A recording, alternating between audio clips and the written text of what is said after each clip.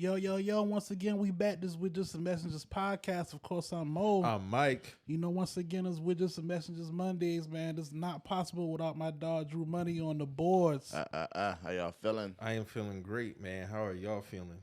Feeling good, man. It was a good week, man. Good week, good, especially yesterday. Yesterday was beautiful. Oh, the days. You know that weather's starting to change, man. It was a beautiful day yesterday. Beautiful week, honestly. Yes. Overall, it was a beautiful week. Woke up feeling on the 60s tip. It was about 60, 65, you know. It was feeling real good, man. It was feeling real good. Can't beat that. Feeling like that this morning, too. Can't beat it, man. Sunroof down, all windows down. Yes, sir. No AC on. Can't beat it. Oh, no, you definitely can't beat that shit. I tweeted yesterday. I was like, this is the weather when you ride around, you driving, you blasting more money, more problems. This is but the beautiful thing about Charleston, this is the type of weather we get for a good, like, maybe a month, two, before temperatures really start to drop and shit. Mm-hmm. Yeah, facts. That's why you got to get a drop top. You know what I mean? Little cash car, little drop top, Saturday cruising. Y'all see, like you know, like our OGs and shit typically had a Saturday morning car or like a Saturday. That's a fact. A motorcycle or some shit. My old man had a I think it was a 76 El Camino. But we had the sunroof in there. Yeah. We used to night mornings like that. We used to get up and roll that sunroof back. Yes, We right did that loud ass El Camino, man. That was a classic car. I love that car. Yep. Hold on. For the first time ever on the show, man, I'm gonna bust out some shades, man. Deion Sanders got WJTM on. I ain't got the exact ones you got now, so if you ever want to hook up, Hey, my dog came Prada shades in there. This nigga might could. And you got shades on too, so y'all. Let me get my shit right, man. Y'all must be playing us in here and left me out. No, I was just going to surprise niggas. I didn't know you was coming in here like that. No, sir. So I was like, man, Deion got me feeling on his vibe too, man. So I'm all tapped in. I'm all in. Hey, cause certain people take these shades and hats off when they talk to grown-ups. Hey. You know? See how far that get them. Yeah, man. So Deion, man, if you ever want to hook us up, man, with some of them shades, man, you know, holla at us, man. Yeah, out of 1.2, you know, ain't that a little light work. In a weekend, right? In a day. We can take a little care package off your hands, man. You made it 10 times over already. Hell yeah. But how has everybody mental, man? How's everybody feeling? I haven't asked y'all that question in a while. You know, I typically ask y'all how's y'all mental. What's one thing you've been doing for yourself? I've been pretty good, man. Let me tell y'all about some funny shit. So first of all, I want to apologize to the listeners and y'all too if last week I sounded kind of off. I had some shit going on, man. So I think I've been clenching my teeth at night and not noticing it. So like back in May, like I remember I woke up. This was like a Monday. No, it started happening on like a Monday afternoon, and like this side of my mouth was sore. Mm-hmm. And it wasn't like a toothache sore, none of that. It just felt like it was overworked. And it started like around my ear and around this side right here. So every time I would eat, I had to eat like real, like kind of like careful and shit. It went away like after a week. So then like 2 weeks ago, it happened again. It happened on the right side this time. So then I'm like, man, what the fuck going on? Go to the dentist, right? And we'll do the x-rays. It's like, ain't nothing wrong with your teeth. Like, we can't find nothing. It's like, but what it probably is, like, you probably clenching your teeth at night. It's like, do you know of any stress going on in your life, anything? I'm like, no, like, I'm good. He's like, well, that usually be the main causes of it. He's like, you're not going to notice it at night because, you know, you sleep and shit like that. And then when it turned, what happened was my tongue had got swollen on the left side because I was looking up. It didn't happen to me the first time, but they said when you clench your teeth, it can affect your tongue. So, like, my tongue would be tapping like the top of my mouth. So I know I listened to the show back last week. It kind of felt like I was talking like with a list or something like that. Mm-hmm. So that's what that was. So I was like, oh shit, I ain't even noticed that shit. So I want to apologize to y'all if I sounded kind of like off, anything like that. But all you need is like it goes away after a week and shit like that. But if it happens again, I'm gonna get me a mouth guard. And I also got geographic tongue too. So what is that? So geographic tongue is kind of like it's common. So basically, it kind of look like your tongue. Basically, look like, how can I say, craters in a sense. It kind of look like, if you was look at a map and look like or not craters. Kind of look like it would look like an outline of like islands and shit like that. Yeah, because ain't that supposed to be like different like taste like sectors for your mouth or something like that, or no? It's just basically that's basically like it's not even that. It's kind of like a reaction off of that could come from stress. It can come from acidic foods. Oh, okay. Spicy foods and shit like that. Like my sister, she got it too. Some look different than others, but it don't affect. It don't affect. How can I say? Pain wise, right. It's not painful. It just feel different. You know what I'm saying? Right. I noticed I started getting that shit like around 2020. That's when I first noticed I had that shit. So then I finally had to come to the reality that I'm gonna have to give up the hot sauce, man. Damn. You hear that, Drew? Nigga gotta cut the hot sauce out, man. Blessed be the fruit. So anything like real acidic or spicy, I'm gonna cut back on that shit because I do notice when I cut back on that shit, it goes away. And that's the thing, like it goes away, come back, goes away, come back. But it could come back due to foods or you might be experiencing stress. But when he was telling me, I'm like, man, I can't really think of nothing really that been stressing me out. But you must have been going crazy on the hot sauce.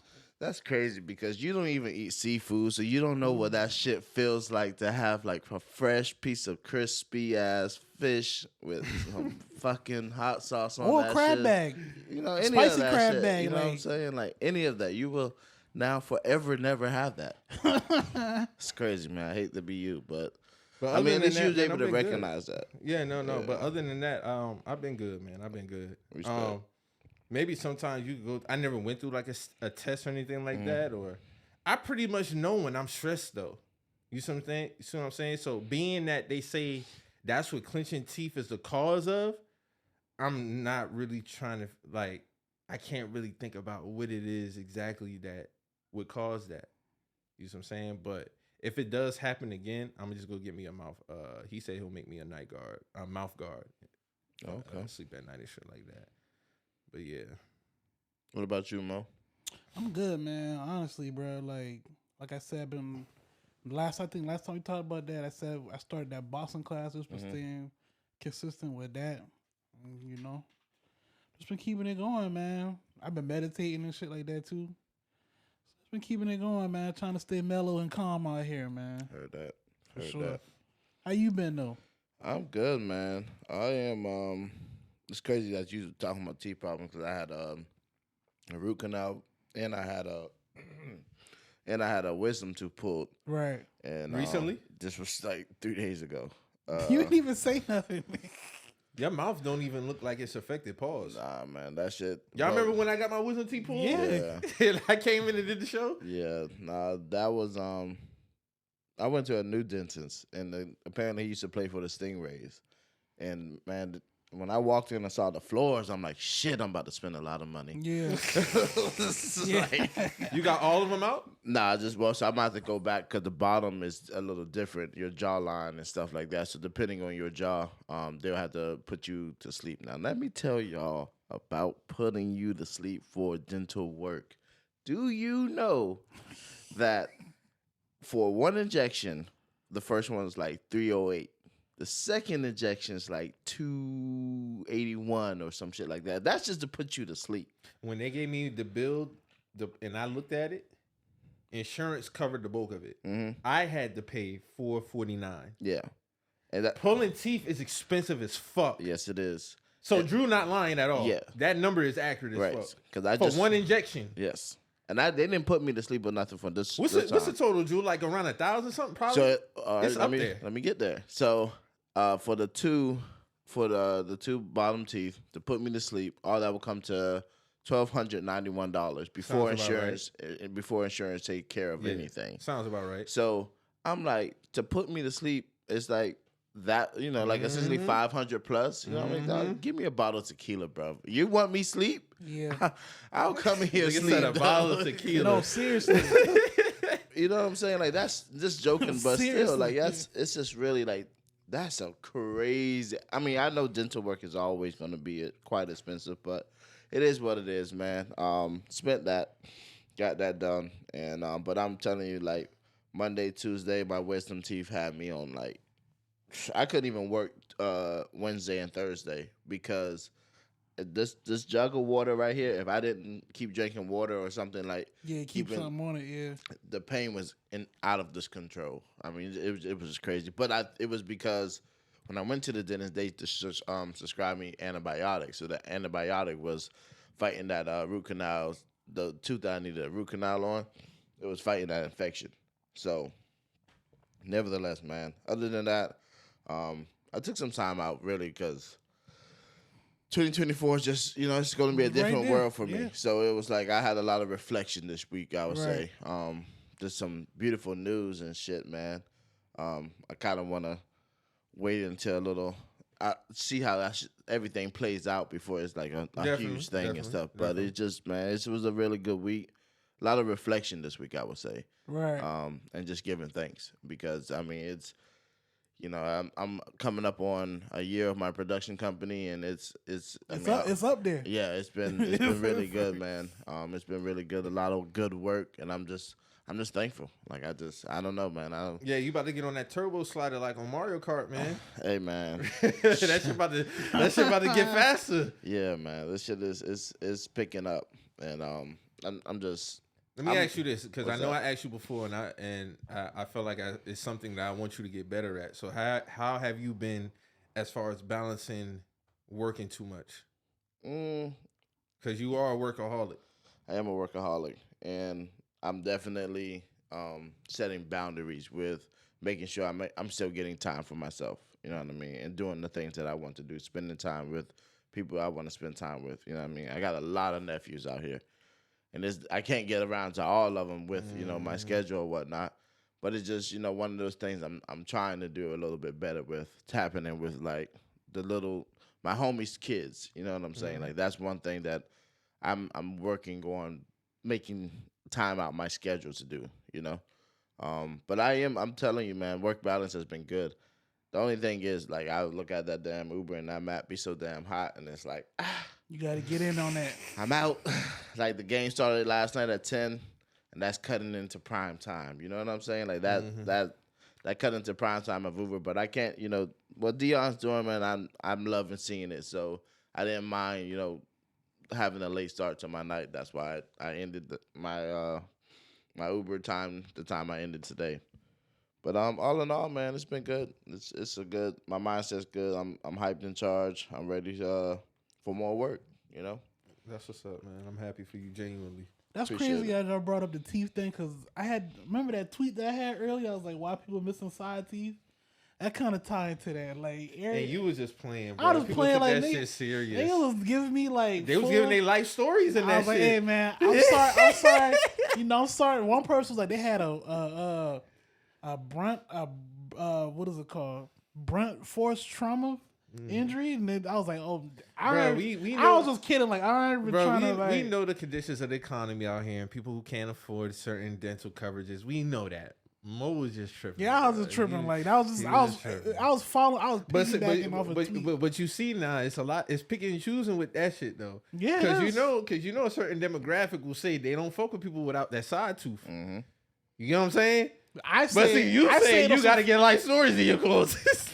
But I also, I mean, just to be, I saw the tweet and I didn't see the engagement after that because it went up. It went up. Okay, I'm sure it did. But it's, I ain't gonna lie to y'all. Like, I've seen when I came to Charleston and started seeing young kids have those damn gold caps. That's what I'm talking to. Yeah, shit like you know that what I'm saying? too. Like, that was something that I saw personally. Like, those kids, those same women or same men who had them play caps in their mouth, them pull-outs. Mm-hmm. Now, current day, where them caps are, they're missing teeth. You know what I mean? You covered that tooth up, and the shit died. Mm-hmm. You know what I'm saying?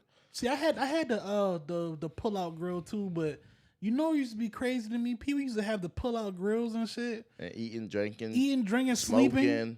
Like, people used to like keep them sleep with them shits, mm-hmm. And it's like, bro, like, you supposed to take that off, like, mm-hmm. You know what I'm saying, like. Your teeth gotta breathe. Like, that's not a. You didn't shave your teeth down and put the gold on it. You can take that off, like, mm-hmm. You know what I'm saying. Like, I think people really underestimate how important the mouth, tongue, teeth are a period to your health. Facts. First of all, I want to shout out to the man upstairs for bringing me in this world when he did, because I don't think I would have been living if I lived prior to what we got with Dennis now. Because I don't know what the fuck they was doing. Oh, like back then? Back yeah, then.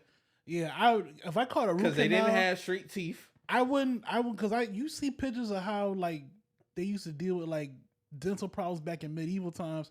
Like you said, I probably been dead back then because Probably been dead. I don't know how I would handle like them tying my mouth up to a horse or some shit to pull my teeth out or some shit. Like I don't think I could do them type of shit like that. Replacing teeth with wood. Replacing teeth with wood and drilling in my mouth with like medieval like type tools. Like nah. I would have took one to the dome. Yeah, like just get me up out of here because I can't do it. I can't deal with that. But like, can you imagine when you get a toothache and the pain that you go through? You know what I'm saying? And it could catch you off guard. Yeah, and I never experienced that. Hopefully, I won't have to experience it one day. But yeah, that's why I take a lot of pride in taking care of my teeth. So like when I went and did my clean in the November of 2021, and they told me, they said, well, you got a cavity in one of your wisdom teeth and one in the top left. Naturally, it's not natural to fill them because it don't make sense. Do you want to schedule to go? And I had been avoiding it because it wasn't bothering me. So I told him, no, I'll pull all 4 out. I'm not doing this 2, 1, pull them all out. And then when I went and got it done, I mean, the surgery went good. I don't remember the surgery at all. Yeah. All I remember is my head back and the doctor going to play with some light and then waking up in my bed. My sister brought me home. You see what I'm saying? So, I mean, the whole experience in itself, and then I think I healed probably like within 2 weeks, somewhere around there. But I don't play around when it comes to my teeth, bro. Yeah. I take that shit very serious because that shit can fuck with your health. No, that shit. It could cause other problems. Yeah. Like my ear, I couldn't hear real good. All this shit is connected, bro. All that shit connected. Yeah, so it's one of those things. Like they definitely gotta go get them checkups, y'all. Like for real. Get them checkups, man. Get them checkups. So I wanted to start off the show with an interesting question. It was something I kind of seen. Do y'all feel it's an obligation to look out for your siblings? Hell yeah. Yeah, I mean, why would you just want your siblings out here fucked up? Even if y'all on bad terms, I'm not gonna like. If I know my siblings or my brothers and sisters going through some shit, like I'm gonna reach out to them. I'm not just. I don't know, man. But people, I think people just hate their family and they be asking questions like that. I've seen some people actually say, no, like I don't fuck with my brother. I don't fuck with my sisters. I don't fuck with them. I mean, I feel, me personally, I feel that's kind of like crazy. You gotta figure that shit out. Now, moment of transparency. I'm gonna be honest on the pod. There was a time that I felt like I would have been like that with my sisters. Me and my brother right now, we're not talking like that right now. But if something was going on with him, I would like be there for him. Like if he called me right now and be like, yo, I need blah blah blah. Like I'm gonna do what I can to help him. Like I think like some years back, I started to develop a mental. I'm gonna tell you how crazy this is though. I started to develop a mental of not fucking with my sisters and not doing things for them because of how they was acting. But naturally, my body wouldn't allow me to do it. So like even when we was like they was on some bullshit, when they needed something, even though I was saying I wouldn't do it, you still gotta do it. I still could not. I still could not watch them. That's what comes with being an older sibling too, though. I said that on Twitter. I said that. Whether you like it or not, you have a certain set of responsibilities and obligations. You didn't sign up for it, but that's just part of your journey as an older sibling. Like I didn't. It took like you right. Like it took me a while to really understand that. Just because like you say, like I said, like you ain't asked to be an older sibling. You ain't asked for responsibilities, but it's just that's part of your specific path. So it took me a while to even like really get the full meaning of that. But it's like, it is what it is, man. I think with me, I think it was also a blessing in disguise because it helped me learn more about myself and how caring I actually am to those who I care, like who I love. So like when my sisters, it's like, even through all, and we talked about some of this off camera, even now, it's like, it's nothing they couldn't get from me. Nothing, regardless of what we going through. If we not talking, me and my sisters cannot talk for 5 years. If I know they going through something, they gonna get it. That don't mean we still gonna be, right. on the best of terms. But I naturally And I think that's a natural human You being. being, I think I could be brother wrong. and sister supersedes all that other shit. I think I could be wrong, but I equate it to like a father child, the mother and their child type thing. It's like regardless of what your child do, you gonna be there for them. And that's how I look at my sisters. And it's like, cause I know I have a certain, even having conversations with my grandfather, he might not outwardly say it, but I know that he looks at me in the light that I carry a certain responsibility when he's no longer here. You see what I'm saying? Same Right. thing with my mom. So it's like, I bury it when it comes to my sisters. I bury it. Like anybody else, I'm not burying that. You see what I'm saying? Right. We gonna address this shit here. Now I'm gonna talk to them about it, but in the grand scheme, in the long run, with my sisters, it's like, bruh, we family, y'all blood. I mean, we're blood, and I'ma always be the bigger person.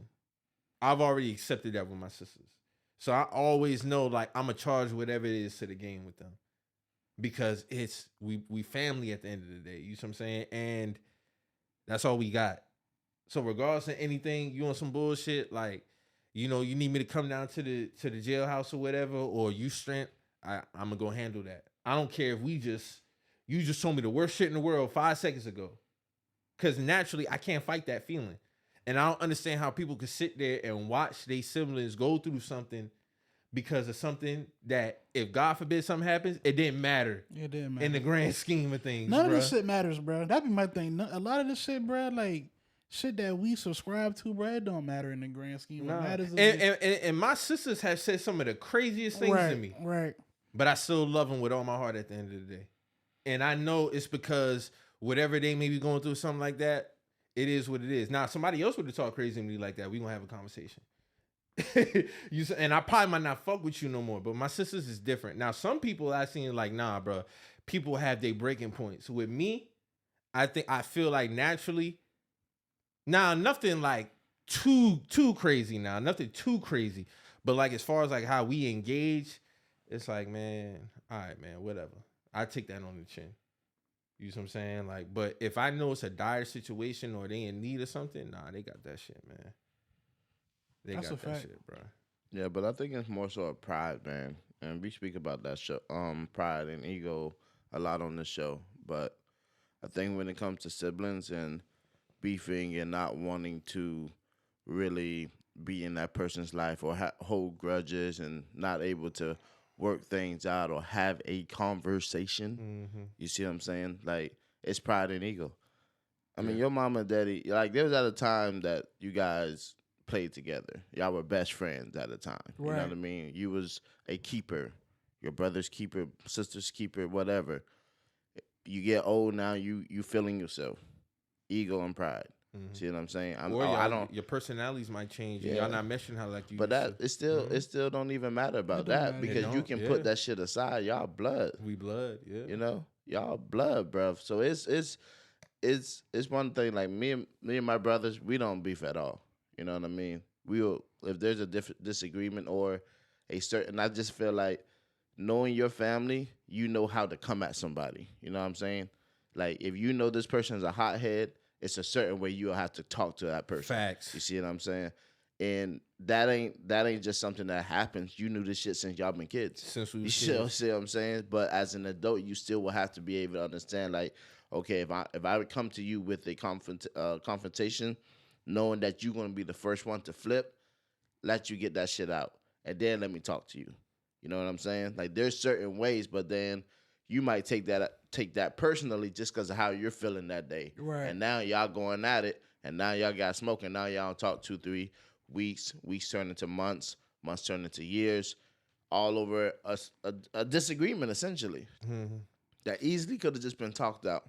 Because the conversation got to happen. Oh, for sure. Yeah, the conversation got to happen. For sure. And it's like, even Drew, is good that you say that about knowing who has what. Because regardless, everybody's different. Facts. So I know one of my sisters, she has triggers probably more than anybody I know in my life. One of my sisters, she has like serious triggers. So I know I'm not going to even say certain things to her because that's going to derail the conversation.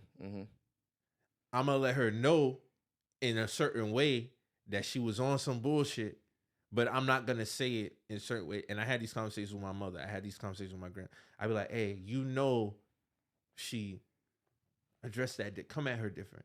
Like bury that. Oh, but don't matter. Mm-hmm. You see what I'm saying? Like, how she is, and that she may be going. Like, bro, I'm not saying hold her hand, baby her, but I know with one of my sisters, I have to come at her in a certain way, because if I say that one thing or two things or three things, it's just gonna kill the whole conversation. Right. You see what I'm saying? So, and that just comes with learning and time and experience. But she's gonna know that you're gonna have to be accountable. It's just all about how you address it, bro. Mm-hmm. It's all about how you and if you love somebody, those are the things that you do when you care about them. Because like you said, like there was a time when me and my sisters was really beefing. And I'm not talking about like beefing in terms of sparring words or actions. Like we wasn't talking. Mm-hmm. You see what I'm saying? But as I got older, I had to be like, bro, like I'm the oldest. God forbid something happen. In the grand scheme, you love your sisters. Mm-hmm. Nigga, put that shit to the side. And naturally, I put it to the side. Yeah. You get what I'm saying? So when you say you and your brothers don't beef, that's a beautiful thing, because a lot of people don't have that. Yeah. Like, you have people who are really brothers and sisters and they beef. Like, it's different between not talking. Like, y'all don't talk, right? But it's the difference between not talking and beefing. Mm-hmm. That's a completely different dynamic. No, facts. You know what I'm saying? Because if me and my sisters don't talk, I don't want the end to feel like there's no love there. Yeah. It's love. I might not be fucking with you at the moment. Yeah. But the love ain't never gonna waver. Yeah. But if y'all beefing, I feel like fix it. Yeah. Fix that shit. And bro. honestly, and when I say I don't have smoke with my brothers or beef with my brothers, because I've literally been the bridge for my brothers when they were beefing. You see what I'm saying? Yeah. And like my oldest brother, he went to Howard. My middle brother went to FAM. So HBCU rivalry. You see what I'm saying? And then also they've been rivals all their lives, So it was a lot of traumas that my oldest brother really continued to live with. When my brother used to just kind of shame him in outdoor settings and shit like that. But he never addressed it back then. Mm-hmm. So he just grew up, and, once he went off to school, it's like, dog, I don't got to talk to this nigga at all. You know what I'm saying? And that's real life how they was for a few years until I was like, y'all got to get this shit together. Like I miss both of my brothers, and being like we're all traveling individually and around each other. Like you going on vacation, I'm going on vacation. Why all us ain't on vacation? You see what I'm saying? Like if you're able to get time off, I'm getting time off. But it's because you don't want to deal with my other brother. You see what I'm saying? I don't feel like this shit. I don't feel like this. And it's like, well, he's changed too. And y'all don't know this because y'all don't talk. Be around it and y'all don't talk. I'm saying? But sometimes it takes shit like that too. Sometimes it take that time apart so people can grow and. Oh, for sure. Yeah, but you gotta come back. You gotta come back though. You gotta come back. Thank God used the the medium in that situation. Yeah, though, so. Yeah. And I think just somebody has to take that role. Yeah. Even in the family. I mean, your parents might not be able to do that. Like they might try to push, but it's still one of those things like. And I think the person knows 100%. And I love my grandfather so much, and I think me and him had a conversation around Memorial Day, and he told me, and he never told it to me in this tone. And he was like, "Always be the peacemaker," and he said it straight like that. Mm-hmm. Just always be the peacemaker. And when he told me that, I know he said it with a sense of like, because I could see it in his face that he's kind of always been like the peacemaker. But it's necessary. And I see a lot of people always, I'm tired of being a peacemaker in my family. I'm tired of, but it's like, bro, like when you have somebody like your grandfather or your mother or your father or somebody older, your grandmother tell you that always be the peacemaker, they telling you that because they see something in you and they look to you to be basically carry the baton type. Mm-hmm. So I know that ever since I was doing it before, but now it's like kind of like an official type thing. So like anything that I can do, it's like, hey, and I kind of like my ways of addressing it is I kind of insert humor with mine when it comes, like even my mom, when she get upset with my sister, I might say something, she get to laughing. You see what I'm saying? Like it's all about how you address her, because I be like, man, y'all know that shit ain't that serious, right? Mm-hmm. You see what I'm saying? Or y'all remember when like I do certain things to like kind of lighten it, with also addressing it, but it's like, come on, y'all, like, it don't gotta be like that. But it's like you have the moments when you realize like you know that you're gonna have to have that coming a moment with your brother, your sister. Like, hey, bro, like when you really think about it, it don't gotta be like this. I'm not against you. I'm never your enemy. Let's always get that addressed. I'm never your enemy. I'm always gonna be. So if I'm coming at you because I know you're capable of better. Yeah. You know what I'm saying? Like, so you sit there and you ask yourself, like, how do you address it? Like, Mo, let me ask you this. Like, when you say you and your brother don't talk, how do you feel like for you going forward, you address those conversations with your brother? I guess like from just from having this conversation, because like I said, like somebody got to take the role, and it's like I just feel like overall I've always taken that role. Do y'all think y'all disconnect? Let me just insert this. Do y'all think y'all disconnect is not something that's like detrimental? It could be. It's not something that's dire, or do you feel like it's this situation that happened was kind of serious to me, but I feel like it can be like with the conversation that it can be mended on my side at least, because I feel like I was wronged. You know what I'm saying? So like it's not like he could be like blah blah blah. But I mean, if according to the conversation, if there's accountability that I need to take, then I'll take it. But I just feel like there's still conversations that need to be had though. I'm gonna tell you this, even as speaking from experience, I felt wrong by my sisters, but I reached out, and I know sometimes we might not. When we wronged, we feel like nah, like. And I had this conversation with y'all in December, right? Even with me feeling how I felt, I still reached out. I was the first one to reach out. Because in the grand scheme, like you said, us being older, us having responsibility, and she was able to have some accountability. And with also what she had going on, so and like I said, I don't know what y'all got going on. I'm just saying, even if you feel wronged, I would, and I feel like you would too, I would be the one to reach out. I mean, I'm eventually am, but it's like, and I know everybody got they got their levels. I know, and like I said, I'm not gonna ask you to deep dive or nothing into it, but I feel like with you being an older brother, and I know how you move around, like especially like how you are with your daughter, and just how you are with us, like just being a friend.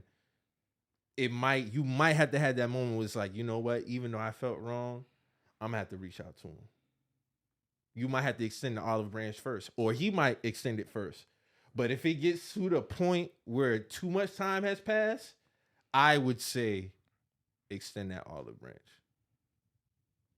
No, I feel. I mean, I know I'm eventually going to do it. It's just like people do shit on their own time. Man. It's just Definitely, for sure. But I definitely feel like the obligation aspect, because a lot of people saw that word and they was automatically triggered like, nah, obligation, no. And I feel like it's levels to it. Like, if I can do it, I can do it. As an older sibling though, like I feel like in a lot of cases, like older siblings aren't put on game until it's a little too late. As far as what I'm speaking to in context, There are a lot of unwritten rules and obligations that you're signed up for, whether you like it or not. Facts. And it's just there needs to be more conversation around that aspect, because it's not that you don't love your younger siblings at all, nor do you not appreciate the role. It's just that in some aspects, it can be like, damn, like I didn't ask for this shit. You know what I'm saying? Like that's just a human thing sometimes. Like essentially, like you're responsible for somebody before you even have a child, your own child. So it's like that could be sometimes in certain aspects that could be a lot for people sometimes. So it definitely can. So a lot of people aren't prepared. Not saying a lot of people. I mean, because at the end of the day, you're still a kid too sometimes. Facts. So it's like I just feel like there should be more assistance in that regard. Just overall. I'm not saying it don't happen though, because even growing up, my pops would have conversations with me too. Like, I mean, he been telling me this, like, I mean, whether you like it or not, like you still an older sibling. Like this is just what it is. Yeah. Like I'm a huge my old man was the oldest sibling. Like he had to do the same shit. So I mean, we do get that assistance sometimes, but when you by yourself and you got to do certain shit, it's different. It's a different conversation. So Definitely. definitely for sure. Because even as a kid, and I look back at those moments, I was going back and forth with my mom about, oh, why you do me like this? I understand it now. I didn't like it then, but I understand it now. That be the thing too. You know what I'm saying? That be a major. And I buried that part of it because me and my mom, we pretty much always had a great relationship. Typical kid mom shit. Like, you know, you have your moments when y'all gonna go back and forth. But all in all, though, I think most of my disagreements came with her because of the treatment of me versus them. But now I understand it, and I let that shit go. When you get older as a man, you get it. You understand that shit. You know what I'm saying? And I let that shit go because I understand the pressures on her is also being a single mother of 3. You know what I'm saying? And so it's she raised you to be a man, and she still got to raise them to be women at the end of the day. And I see like that's on the fly, like, you know, like that's crazy. And with my mom versus me, it was tougher for her. Like, she had way more problems with my sisters than she did me. You know what I'm saying? Not to say that she has favorites or anything. It's nothing like that. But she had more issues with them than she did me. Those are just the facts. You know, women just can't get along sometimes, bro. And I used to always tell my mom, I was like, when my sister got older, I'm like, you know, you got some stuff about you, and you know they got some stuff about them. And y'all just gonna butt heads sometimes. But y'all gonna have to bury that. Like, when I used to get in trouble, most of the time I get in trouble because I'm tripping in school. When my sisters, it was some extra shit. You know what I'm saying? Or the way they talk to each other. Yeah. You know what I'm saying? I was never the one to talk crazy to my mom. You know what I'm saying? Right. My mom and my sisters done had some back and forth. So I was like, all right, man, like, y'all do realize, like, y'all a mother-daughter right now. You know what I'm saying? So it's like, and naturally, everybody goes through their ups and downs. But I think when you get to that certain level of just maturity, and like Drew said at the top of this, the pride, put the shit to the side, man. Facts. Put that shit to the side. Because in the long run, it don't fucking matter. And at the end of the day, everybody wants what's best for everybody. The arguing in between, everybody got a different method of getting to where, and the accountability aspect. And I told myself, I'm like, if you don't have accountability, you don't have anything. Yeah. Period. If you can't be accountable for your actions, you're never going to be on anybody's good graces. And you're only going to make it worse for yourself. You know what I'm saying? So you just got to think about that, man. But also, you got to also, you know, really think and within yourself have to ask this question. If this person dies today, will I be okay? Facts. Because knowing that you could have had a conversation, you could have buried the hatchet, you could have really, you know, been on good terms, and not even just say good terms, you buried the hatchet. You buried the hatchet. You know what I mean? Whatever that looks like outside of that, just know that you was able to express yourself as a person or a man or a woman, and they was able to do the same, and you guys were able to come onto a common ground for something. I mean, in a blink of an eye, luckily, you know, I give thanks that me and my homeboy was able to hash some shit out before, 3 years ago, April, when a cop did a legal U-turn, hit him head on, and both the cop, you told us about that. Cop and him both are dead. You see what I'm saying? And this is like, we missed a whole year of each other's, you know, without being in each other's lives and stuff, and, you know, on some pride shit. Right. Pride, you know what I'm saying? And luckily, when I saw the nigga, I was like, and I told him, like, all the homeboys was like, yo, you need to kill that. I was like, it's not me. You know, it wasn't a me problem. But I said, but when I see him, I would love to have a conversation. And it's going to go either two ways. We're going to bury the hatchet or we're going to bam. Either way, it don't matter to me. But it was love. You know what I mean? I came with, hey, man, what's up? Let's talk about it. And he, you know, he expressed himself. I expressed myself. We dapped, we hugged, and it was love. We drank some Hennessy after that shit. A few months later, my dog gone. You know? I don't wish that shit on nobody. Right. Because I know what I would feel if I wasn't able to, you know, bury that hatchet with him. You know? That would eat me up. Yeah. And I know that's eating a lot of people in this world up. So let the pride go, let the ego go. Sometimes you got to be the one to take that first step. And there's nothing wrong with that. They don't make you no hoe. It just makes you a person that you want a clear conscience always, I feel. I think everybody will want that. Facts. But shit happens fast. People do happen fast. People go like that. And I mean, to think you driving home, you got two kids at home. You try to get to your baby mama, and the police does some fluky shit, and you gone like that, just like that. And God works in mysterious ways, man. 100%, man. You know, R.I.P. to my dog Khan. Like, I looked at him as a big brother. He passed away in 2016, and he had been going through some health problems prior to him passing. But I think God put me and him in a setting 4 or 5 days before he got into his car accident. And I had to go down to Roper St. Francis downtown because he had texted the group. He was like, yo, he was being like kind of dramatic. It's like, yo, I don't know. So I go down there and talk to him like he had an infection because he was on dialysis. And we might have sat in the parking lot. I got there because I get off at 11:30. We might have sat in the parking lot until about 3 a.m. just talking. And the main thing we talked about was mainly like his kids. That was the main thing we was talking about, like his love for his kids, how he was trying to set things up. And I was talking to him like, bro, like you be overexerting yourself, but you be trying to act like Superman, dog. Like if you need help, tell us like, nah, I got it.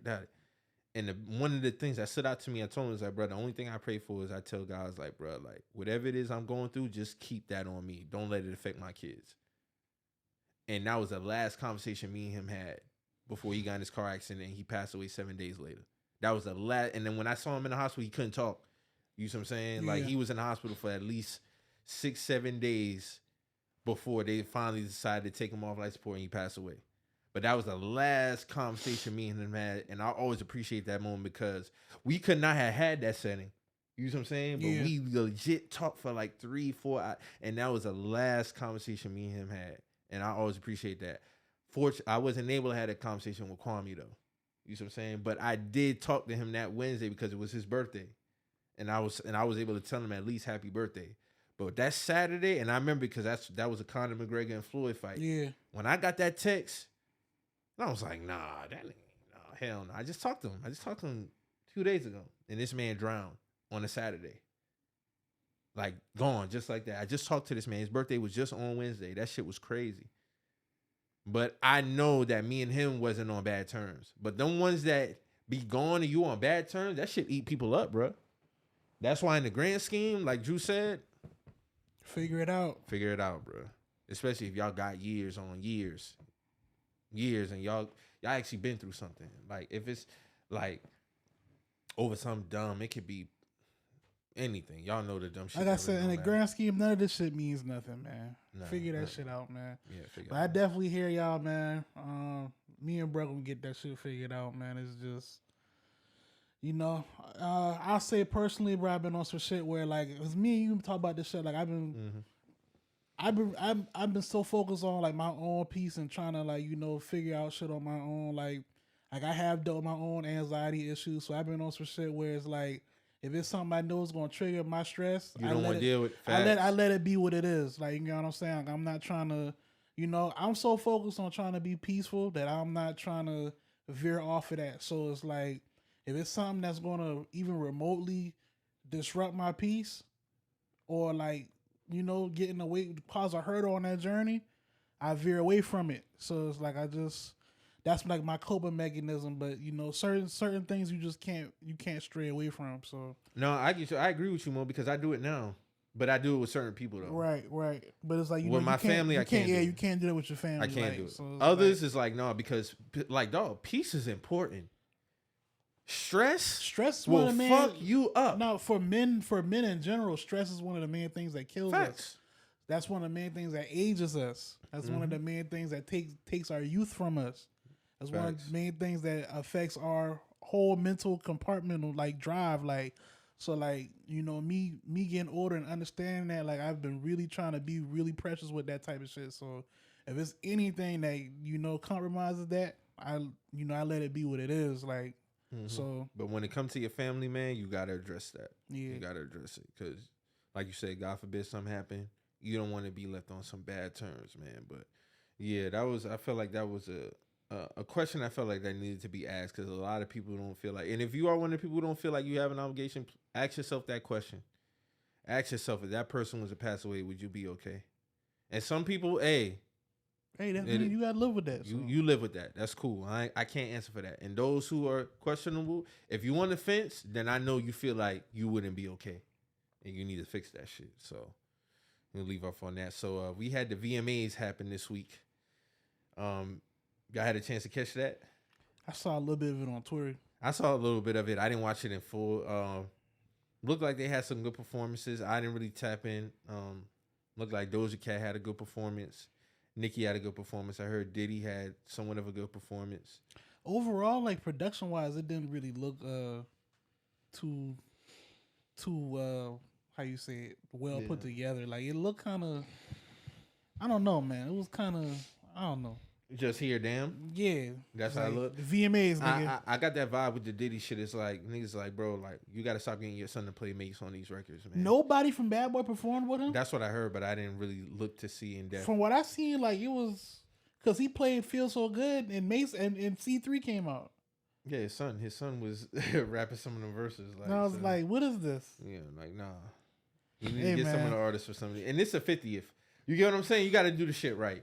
You got to do the shit right. Nigga trying to get his son an NIL. An NIL is crazy. And the music industry is crazy. That's wild. That's wild. That's wild, bro. Nah, but the only thing I saw from it was how people had a problem for Sukihana being Sukihana.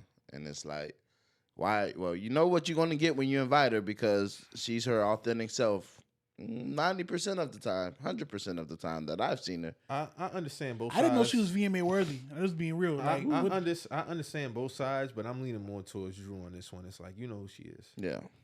I'm more on the side of I didn't know she had anything worthy of VMAs. What did she put out that was VMA worthy? I mean, but you know, we starting to tap more into the social media aspect of them being their thing.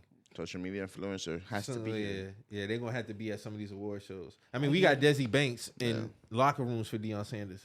I get that more, though, because he connect with them kids. What did Sukihana do on a musical? Like, what video she got that you be like, oh, I can see her getting a VMA. But, I mean, if you're saying she's social media, then she got a record, don't she? Does she have a music record? I'm genuinely asking. I don't know. Does she have a music record? I mean, I'm pretty sure she does, but it's like, what do we... When like I think she do. I could be wrong. She definitely does. Music she definitely out here, does. man. Oh, okay, but okay. If you want to call it music, it's my thing is how does it equate to getting the VMA for her? I think the VMA is becoming more of a visual thing. When I say visual, it's more of who's there versus the art, the art itself. Yeah. That's kind of troubling as far as if you tell me that's what the VMAs came to now. I'm gonna be real with you because the VMAs we held that to a certain regard. So if that's what it is now, I mean, it's not. I think the VMAs took pride in the performances. That's what I'm saying. Yeah, the production overall. Like, I mean, we had Eminem starting out outside, the infamous performance with 100 Slim Shadys. You know what I'm saying? Kanye West when he performed "Runaway," iconic moment. You know what I'm saying? We gave P Diddy basically a Vanguard Award. And nobody was out there with him. Somebody got to be out there with him. But that's probably his fault. Oh, yeah, that's definitely his fault. That's probably his fault. He's going to have to fix it. We're going to talk about that later. But I just wanted to see if y'all had... Because there was a circus, of course, surrounding the VMAs with the whole Offset and, you know, Nicki Minaj and this whole Cardi shit. So that's basically a spill out from the VMAs. Yeah. All right, so what exactly happened to where... Apparently, there was some conversations had in the DM about... Offset feeling he was talking shit about Cardi. Off the heels of... We all know the foundation. Offset felt that Kenneth was talking about Cardi? Basically. Okay. Inserting himself in women beef. Okay. We all know what the women beef is. Yeah. We all know the foundation. Without a doubt. So now just basically take them two and insert it in it. All right, so that's what transpired from all of this shit. At what point do the men be like, bro, like, we supposed to be above this type of shit, That's bro. basically, from what I seen in the DMs, that's what Offset's starting point was. Like, bro, you inserting yourself in. And women beef, women beef, you know what I'm saying? Like, we all know Offset, and here's my thing. Offset, he's going to go up for Cardi. As he's supposed to. Kenneth, he's going to go up for Nicki. Right. You know what I'm saying? I just feel like as men, them two shouldn't be at odds because at the end of the day. Exactly. Now, hold on now. I'm more on Offset's side on this. Because my whole thing is this, bro. It's like, at the end of the day, even if, because of course the conversation is surrounding Nicki and her raps and who she was, quote unquote, who's he addressing in her raps. Now I'm gonna say this: rap has somewhat always been a competitive thing when it comes to y'all look at the da da da da da. But we all know when it comes to Nicki, the temperature, every time she says something as regards the rapping bars, right? Everybody's always gonna equate it to Cardi. That's just where we're at. That's her biggest focus. Yeah. Now with me, I charge it to she talking to all y'all. She's been talking to all y'all. She's been talking to all y'all because that's how she carries. That's how she carries. That's how it's always been with Nicki Minaj. Now, also with Nicki, I gotta call a spade a spade. Nicki has also been somewhat at blame for her, how can I say, beefs or disdain with other female rappers because she feel like she doesn't get her just due. Mm-hmm. Nicki has always gotten her flowers, her respect, her just due. I do feel like, and I could be wrong, I don't know if we was ever had the conversation, I'm open to having the conversation. I do feel like at times Nicki feel like these female rappers need to kiss her ass, and they're not going to do that.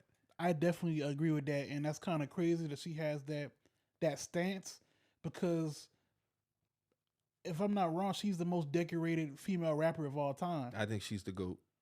And she's been recognized as such in a lot of conversations. So I don't know what type of insecurity she got about herself to where she feel a way about these young girls. I think with Nicki, and I could be wrong, like I said, I could be wrong, I'm outside looking in. I think with so much back and forth she's had with the industry and the shots she's taking at the industry, if she even peeps that you align with that, she jumping out the gate. She jumping out the window. That's done her a lot of disservice. And that's what I'm saying. Like, and I understand Nicki have had some justable gripes with the industry. Right. She has been shaded. She has been left out of certain things. I understand it 100%. I will not take that from her. But as far as the dynamic between her and other women, I said this multiple times. I want to hear Nicki and Cardi on a record. I want to see y'all on the stage embracing each other. I want to see Meg Thee Stallion with Nicki Minaj. I want to see Lotto with Nicki Minaj. Do you think? You see what I'm saying? Like, I want to see that. Do you think these insecurities she got? Do you think it kind of tarnishes her legacy, as far as not her decorations, her resume, but just overall her impact? Because she has her impact crazy, but to a certain regard, it's like a lot of these girls came after you, but they don't fuck with you because how you act towards them. I think with Nicki, I wouldn't say it's an insecurity. I would think that, she's still carrying on some of how she's been shaded to this day. And I don't think she looks at what she's done in totality. And she lets it spoil over into when you have those, how can you say, those negative energies between them. So you think... No, go ahead. Now, I think with Nicki, her being where she's at, bury that shit. Bury it. Now, some of it, if she feel like it's not on me, 100% understandable. But I feel like for where she's at, I would want her to be the one to be like, extend the olive branch. But we dealing with Nicki Minaj at the end of the day. I don't think that's going to happen. And I think with the punches that she felt like she's taking throughout her career, she might be at her wit's end with the whole shit. Nah, fuck that. I'm not doing this, not doing that. Because, like, I mean, realistically, she's 40 now? Nicki is 40. She'll be 41 December. And it's like, how long do you see her even, like, being active musically? Longer. You think she's going to keep it I think going? she loves rap that much. I think she might be about to take it in to focus on the family. Not with this Pink Friday 2 coming out. I think this after this she might, but that's what I'm saying. I think after this run right here, she might reel it back some. Here's my thing. I don't think Nicki has no serious beef with nobody except serious beef outside of Cardi. I think everything that's else the is one. Just petty shit. All that other shit is petty. But I feel like the way she's carrying, she's in such defense mode due to the Cardi situation. She's going to handle everything on the same level. That's how I feel too. Because it's like, because if she even get it, like even you remember on The Wire when Omar told when he told Project, he's like, if I even get a whiff of you doing something fast, I think that's how she carry it. So if she even peep any type of shade, she might not address it, but you can see through actions how she gonna move. Because you see it. She embraces Ice Spice. Yeah, I'm saying she's selective with who she embraces. And that's what I'm saying. Nicki has not. I'll never say Nicki hasn't embraced some female rappers. I'll be telling a lie. What she was cool with Meg, and then they kind of went astray. She was cool, but see, we don't know no information about that. With Cardi, we pretty much know all that shit. That shit got ugly quick. I thought they kind of went astray after how to. I could be wrong. Didn't something go left after the Hot Girl Summer song? Could be. I'm not too sure. All right. Was she cool with Lotto ever? Or was that just like some? I never know they even had no back and forth. I don't know. I'm trying to think of who's all like she's, of course the Remy shit as well. I mean, because you got to think, even with that, JT got inserted in that. So you remember that? No, JT, that's what I'm saying. Like it was kind of who was on. Remy was under Cardi, and then JT was under Nicki, and then they had their back and forth. And then JT and Nicki just fall out or something? Or no? I don't think they fell out. No, JT fell out with Cardi. JT fell out with Cardi. Yeah. And that's the thing. When you get to picking sides on this Nicki and it Cardi started shit, getting nasty. It started getting nasty. When in the grand scheme, both of y'all are great in this field. Now I have my own opinions about the rapping aspect in terms of Cardi and Nicki, but that aside, them two, when you talk about women rap, it's them two. So when you start to get the picking side, that's when it get nasty. We don't need to have that feud. I think with Nicki and Cardi though, that's just what it's gonna be. I think none of this happens if both of them were physically on set at the motorsport video. If they were there and had a conversation face to face, bro, I feel like we're never here now. I think that really sparked the miscommunication between them two. Because that drove such a wedge. Serious wedge. That drove such a wedge between them. And I'm gonna be honest, and I promise you this is not me being biased. I really don't believe Nicki was not there because she wasn't fucking with Cardi. When I look at her reasoning, I believe her when she says she had some shit going on to where she couldn't be there. But the bars though, it's like Cardi had an issue with them bars, but she been rapping like that though. You know what I'm saying? She been rapping. And I don't think it was a shot at her. Now, everything else that's in between them two, I don't know. I only know what's been presented to me. Because that spilled into some street shit. It did. You know what I'm saying? So it's like, when I hear Cardi say, oh, QB, Lombardi, and I feel like, bro, like, I could be wrong, but Nicki always been rapping like that. Always been kind of like you know what I'm saying? Style, yeah. But when you do that and she's not there, I can understand on Cardi's side, oh, this bitch don't fuck with me. And she feel like I'm supposed to give her, basically kiss her ass at the same time. You see what I'm saying? But with Nicki, she's saying like, nah, bro, like, no, it's not. And then when Nicki said, I always felt like Cardi didn't give me my props, my files, and da-da-da. But if you was an up-and-coming rapper from 2010, you were influenced by Nicki Minaj. There's no way around it. So even if they don't say it, it's like, Nicki, you kind of gotta know, like, bro, they see you. Your DNA there. Your DNA is there. So I think in both sides, objectively speaking on this, both sides, I understand they're at where they're at right now. I just don't like it. Right. And everything that's spilling out behind it is corny. Like, it's corny. There's no reason for Kenneth Petty to be outside that hotel, bro. Nicki as a star, she's not gonna do it because that's her husband, and that's how he's been giving it up. So I charged her to the game. I would like for her to have a conversation with him about it, but she's not gonna do that because I think the conversation's already been had. I think she's the one that's put the battery in his back. I can believe that because it's gloves off at this point. It's gloves off. Like it's gloves off. It's gloves off between Cardi and Nicki, and whoever side you on is gloves off. That's where you at. Because you even got like the person now. I don't know them by names. Like they be going back and forth with their camps. Yeah.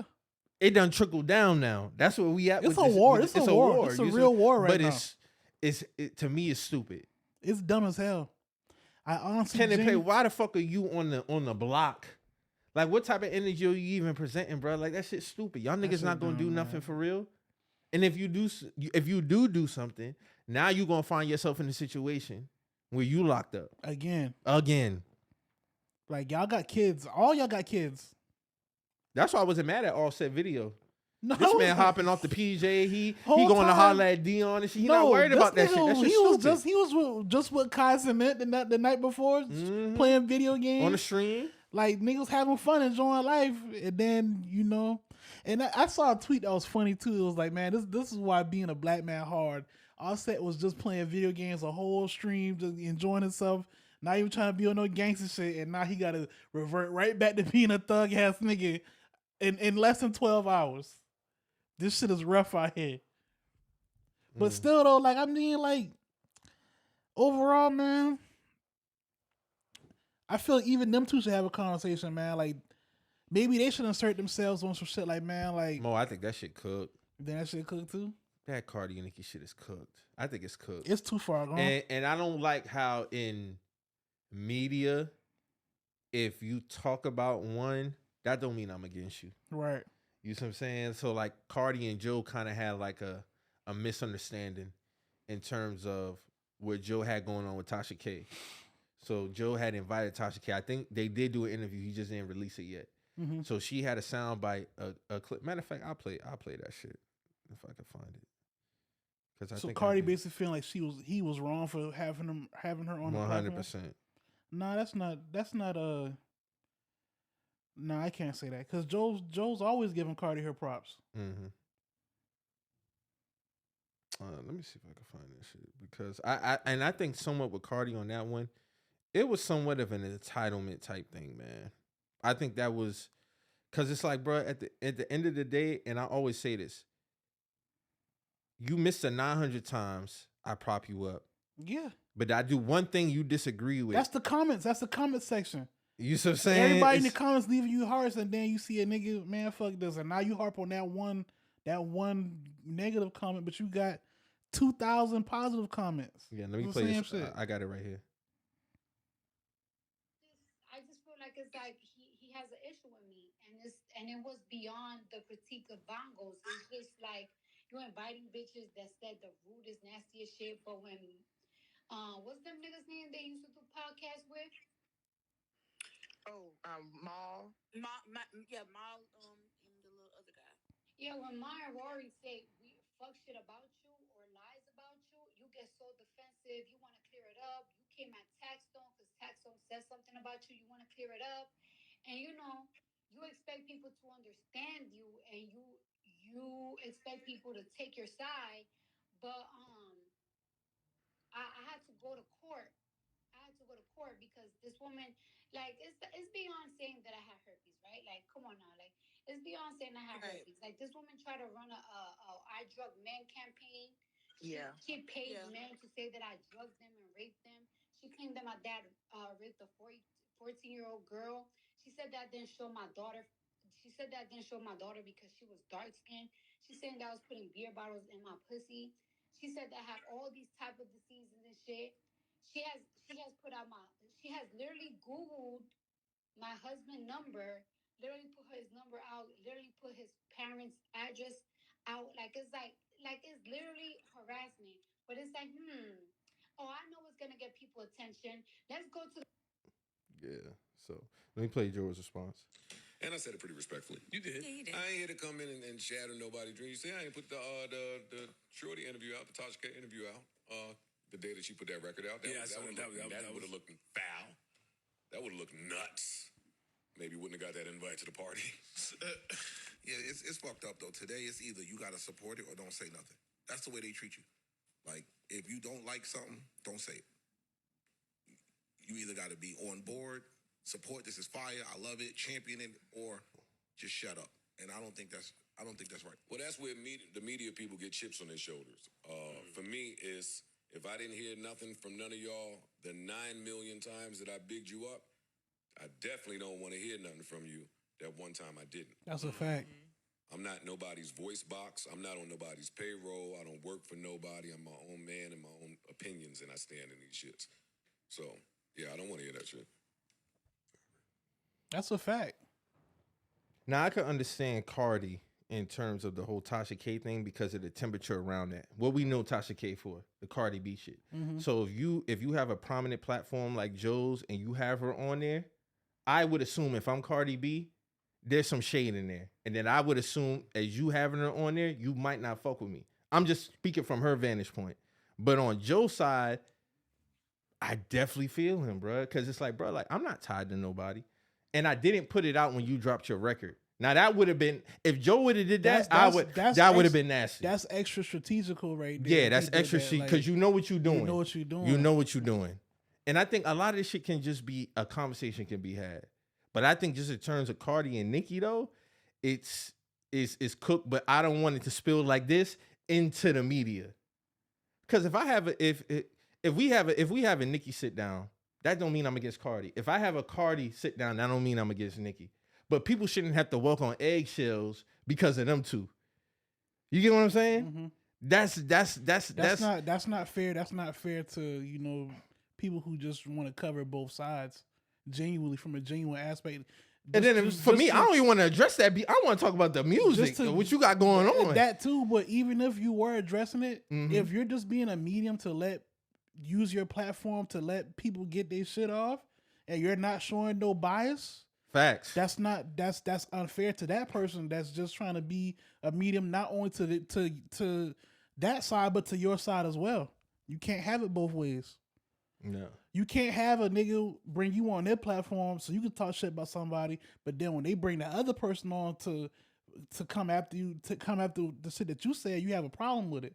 No, that's not how this shit work. That's just not how it works. No, I feel you. So I mean, I don't know what other hate to say, but I feel like this ain't gonna be the last chapter of this shit. It's not. Especially when he dropped the interview. She doing some weird shit though. You seen that shit where she like painted herself as Cardi, dressed up as Cardi, and she was like talking in her tone and shit? You seen that? I didn't see that, but that sounds weird because Tasha K is a dark skinned woman. So for her to basically you owe her money. What are you doing? Yeah, that's crazy. Like she need to go ahead. You on a payment plan? Get that shit together because I don't know. That's just weird. Yeah, that shit weird. I hope that shit gets cleared up, man. Honestly, like I said, I didn't see too much of the VMAs, but everything was surrounding that.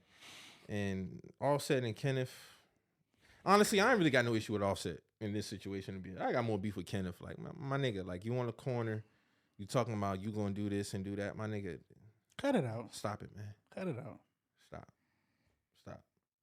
Like, have a grown man conversation if you want to holler at that man. Don't post nothing on social media. Even if somebody whip out a camera. Y'all was already DMing each other. I'd have been like, bro, shoot me your number. Y'all in the same state. Shoot me your number.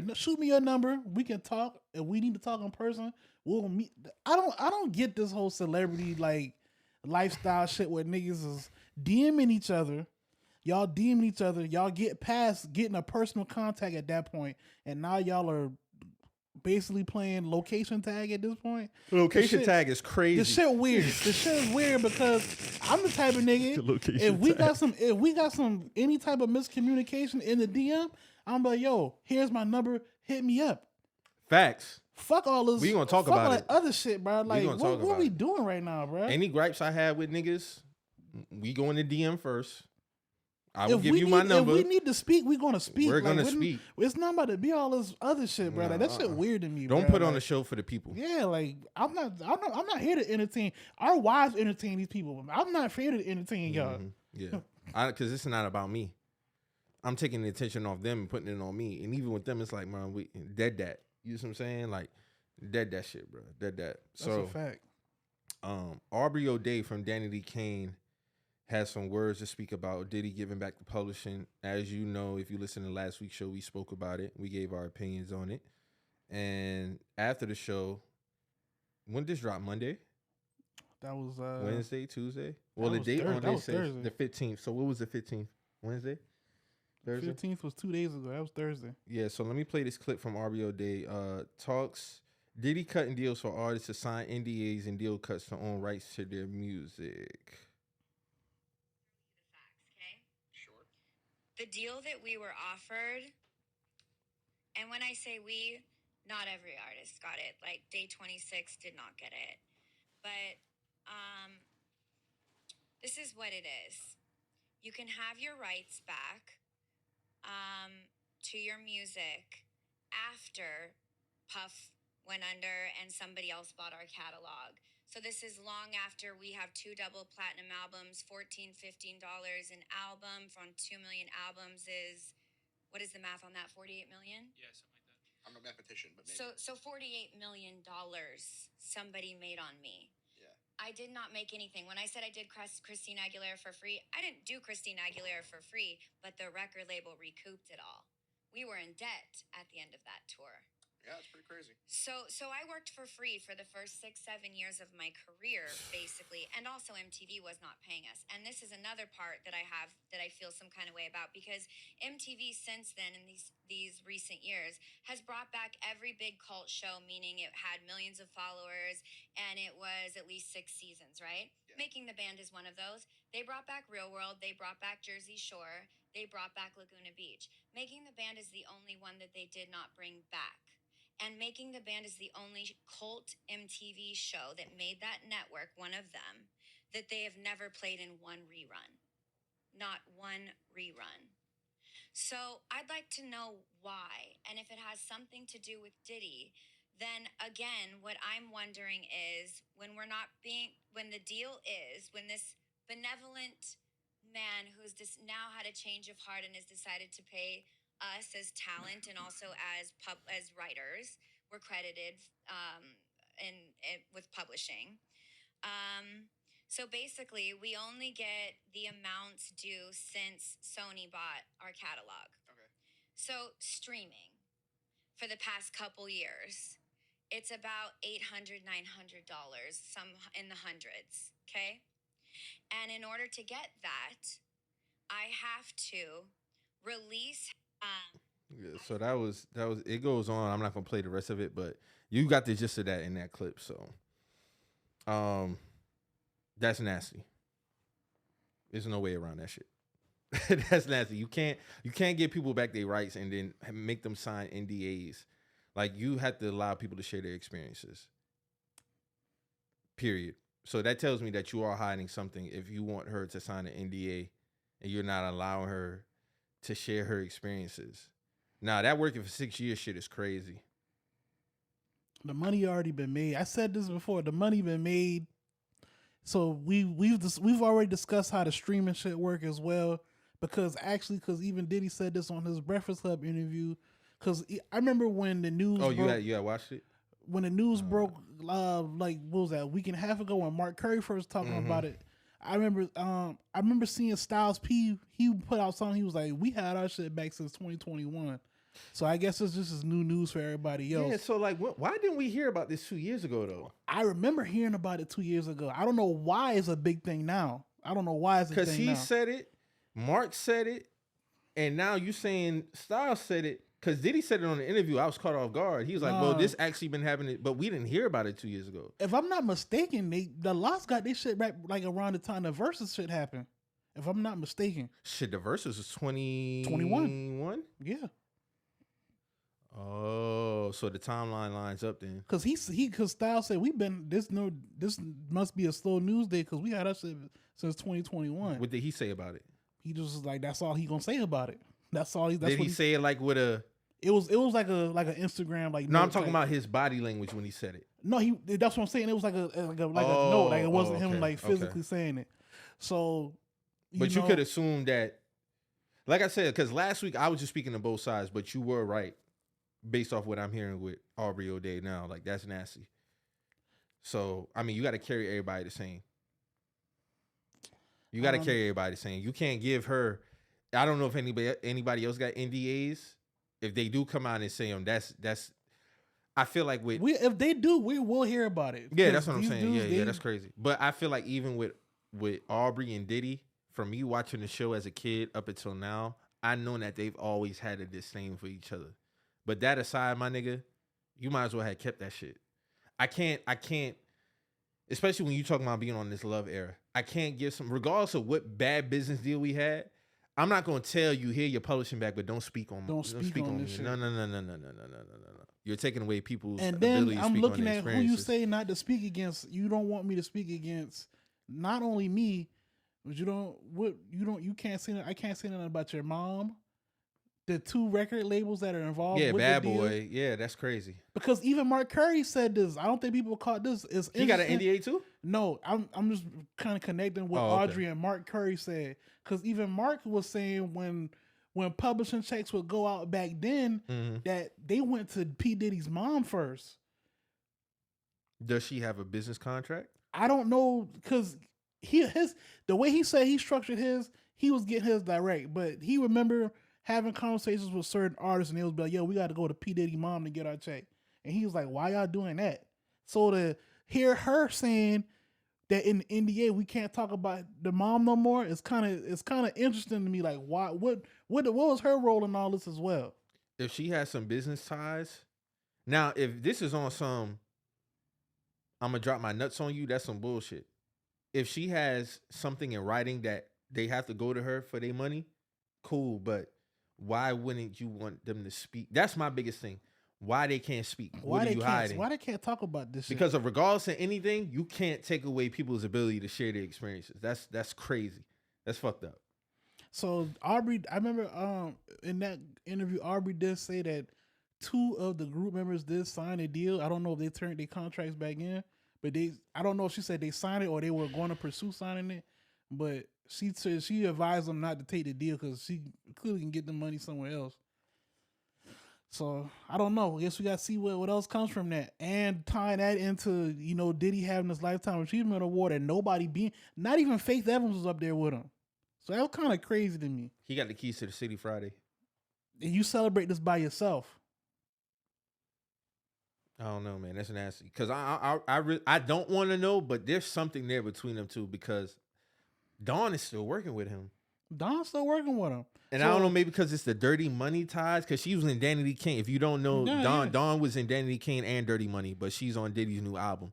So I'm like, what happened between them two? Maybe he picked one artist to do right by within that situation. That's wrong though. That's wrong. That's wrong though. Because like you said, Dawn with him since Danny Kane came out, that was like 04? Oh, no, Danny Kane came out 07. 07, 06, 07? Yeah. All right, so I mean, even that's still a long time. Yeah, that's a long time. But don't pick favorites because you did Dirty Money with this one artist. You see what I'm saying? You didn't give Dawn an NDA.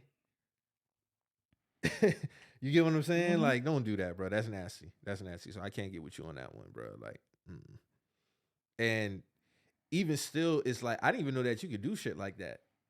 It's my publishing rights that you're giving me. That's crazy. But you're going to slap an NDA You're giving me my property back with conditions. Yeah, no. That's wild. That's nasty. That's really crazy. That's nasty. That's really crazy. Because I don't feel like anybody, I don't think you should silence an artist on their experiences. They should be able to talk about that. That's a part of their story. That's part of their journey as an artist. Exactly. Yeah. The good and the bad. You can't get mad if that make you look a certain way, no matter where you at in life at the time. Because at the end of the day, y'all both still benefit from each other in the long run. Whether you got more benefits than that person or not. That's still part of that artist's journey. Facts. So, yeah, Diddy, you got to clean that one up, bro. If you choose to, since you say you on this love era shit, but and the album good. I'm not saying transition. this. I'm not trying to kick Diddy back in. Like the album good. The album is good. But what it's we like, think, man. Because I'm gonna tell you right now, that album.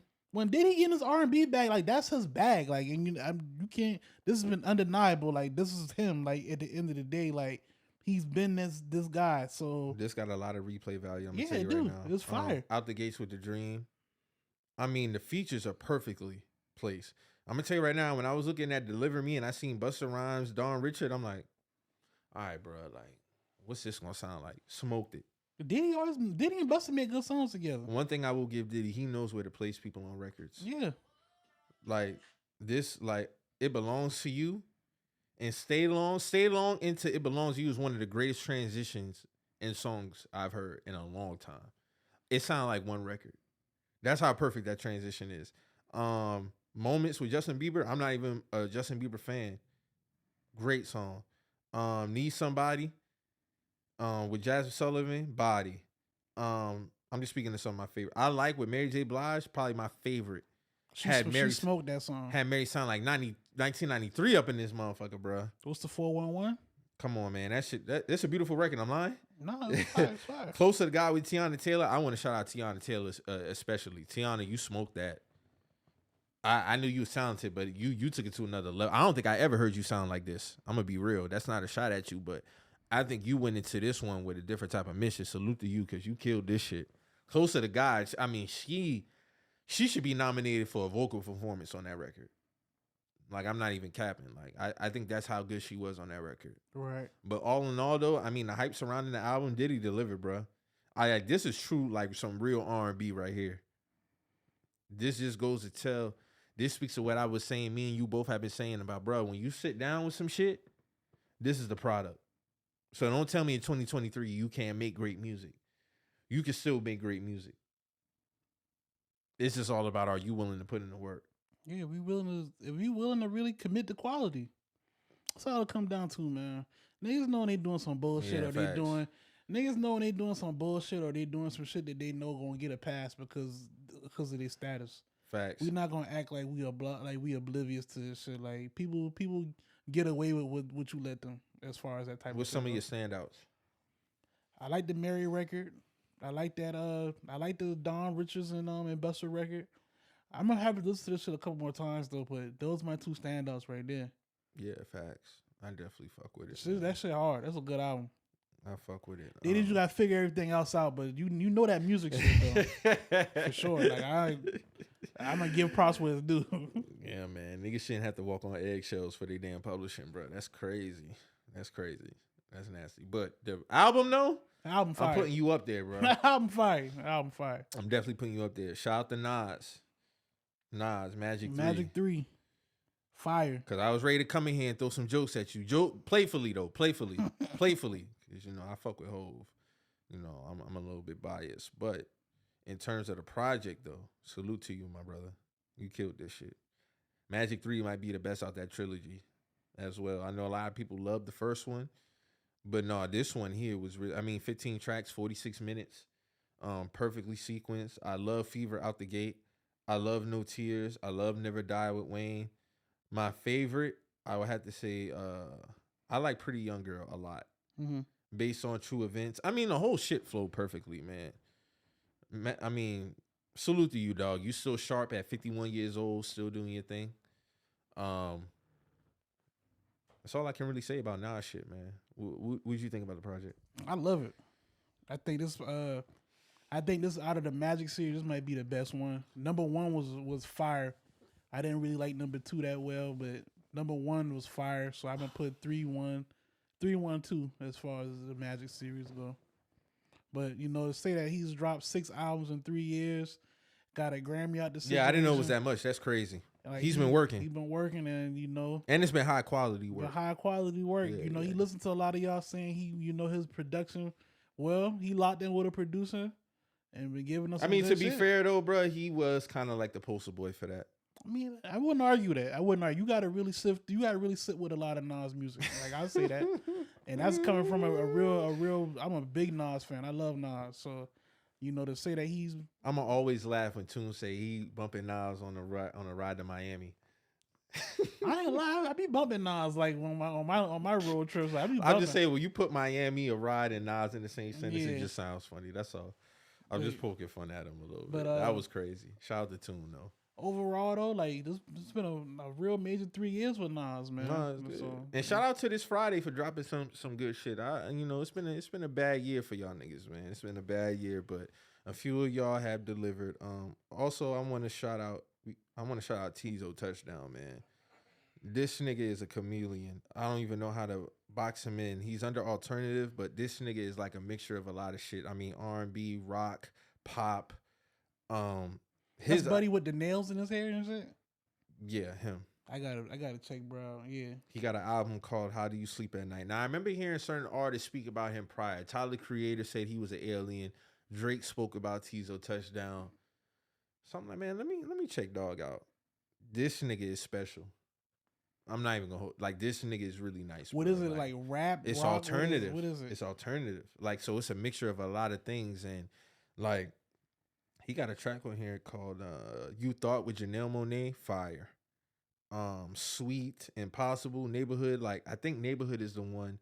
Matter of fact, let me go back because shout out to Tyron. Tyron sent me a track specifically that made me get on. Now I had heard some snippets of him, but I hadn't heard a full project. So he had dropped the project.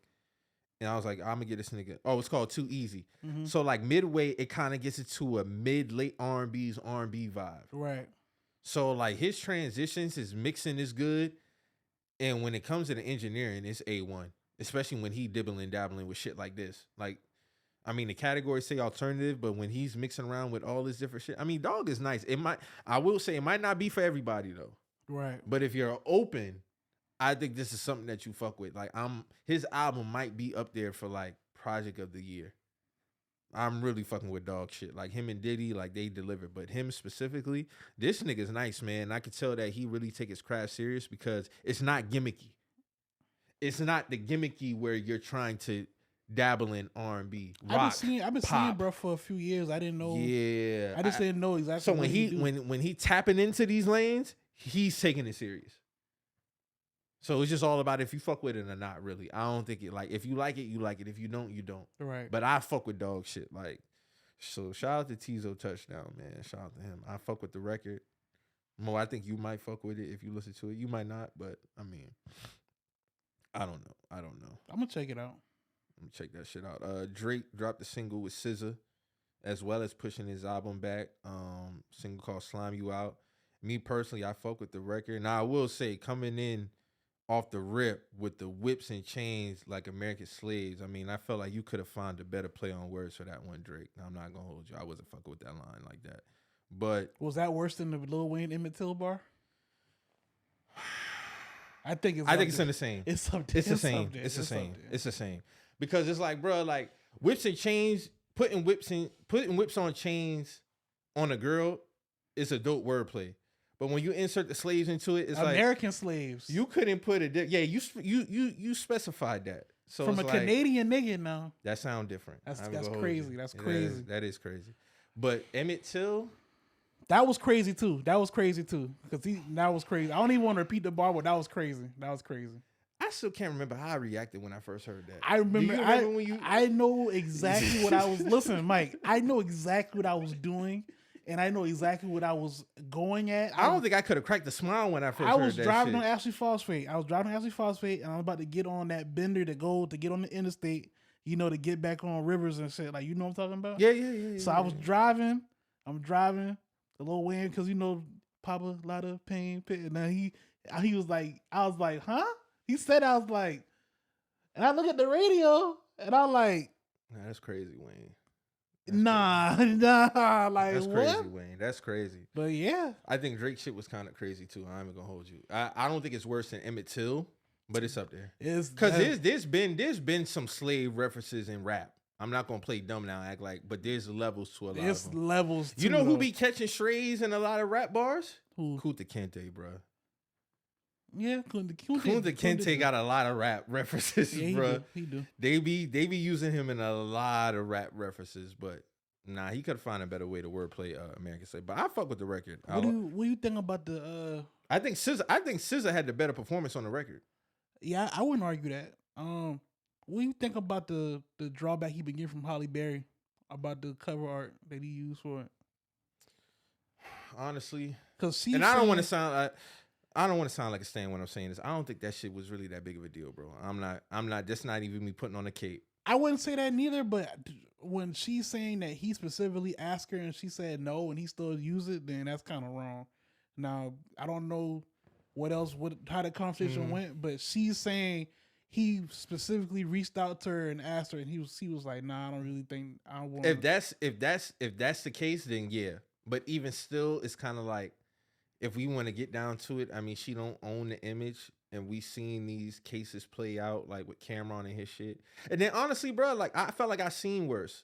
I'm not trying to discount Halle Berry if he did ask, but when I look at it, I think it was just for the Instagram picture, but the actual artwork is something different. Now, if she had a gripe with it, I'm not going to discount her shit. But for me, I don't feel like it's that deep. Right. I mean, Pusha T used Whitney Houston's drug-infested bathroom pic for an album cover. That was kind of crazy. That was crazy too. That was fucking crazy. The family even had a gripe. What did Kanye pay, like 70 racks for that shit? Mm-hmm. That's insane, bro. But for me, I'm not going to discount Halle, but I do think, bro, if you asked the woman and she said no, find another fucking picture, bro. It's not like you couldn't find somebody else to put slime over. That's all. Yeah, I like SZA's performance on that record. I mean, it is what it is, man. If I would want to hear more. I was expecting some different vibes. So I ain't gonna lie. What do you want to hear from this project? Or you just listening to it? I'm just accepting what it would come at this point. Like, I don't know what to expect now. I thought we was gonna this record. I thought this record was gonna be on some like. Well, when they said SZA and Drake, I'm already kind of thinking that. Well, from the vibe I've been getting, it was gonna be an all R&B album from when you initially heard about for all the dogs. But now I'm hearing there's gonna be some rap on there, so I don't know. But I do like the record. If it's a mixture of that, I'll be interested to see. But I am tired of the bullshit with the album rollouts with this nigga. I am. Why you think he pushed the album back? He needs to stop doing it. Like, as a fan, he needs to stop doing that. Like, now, at the end of the day, am I still going to wait and listen? Yes, but stop.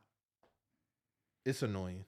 I feel like don't drop a release date, and if you're gonna push the shit back, because you got people waiting for that release date, and then you push it back.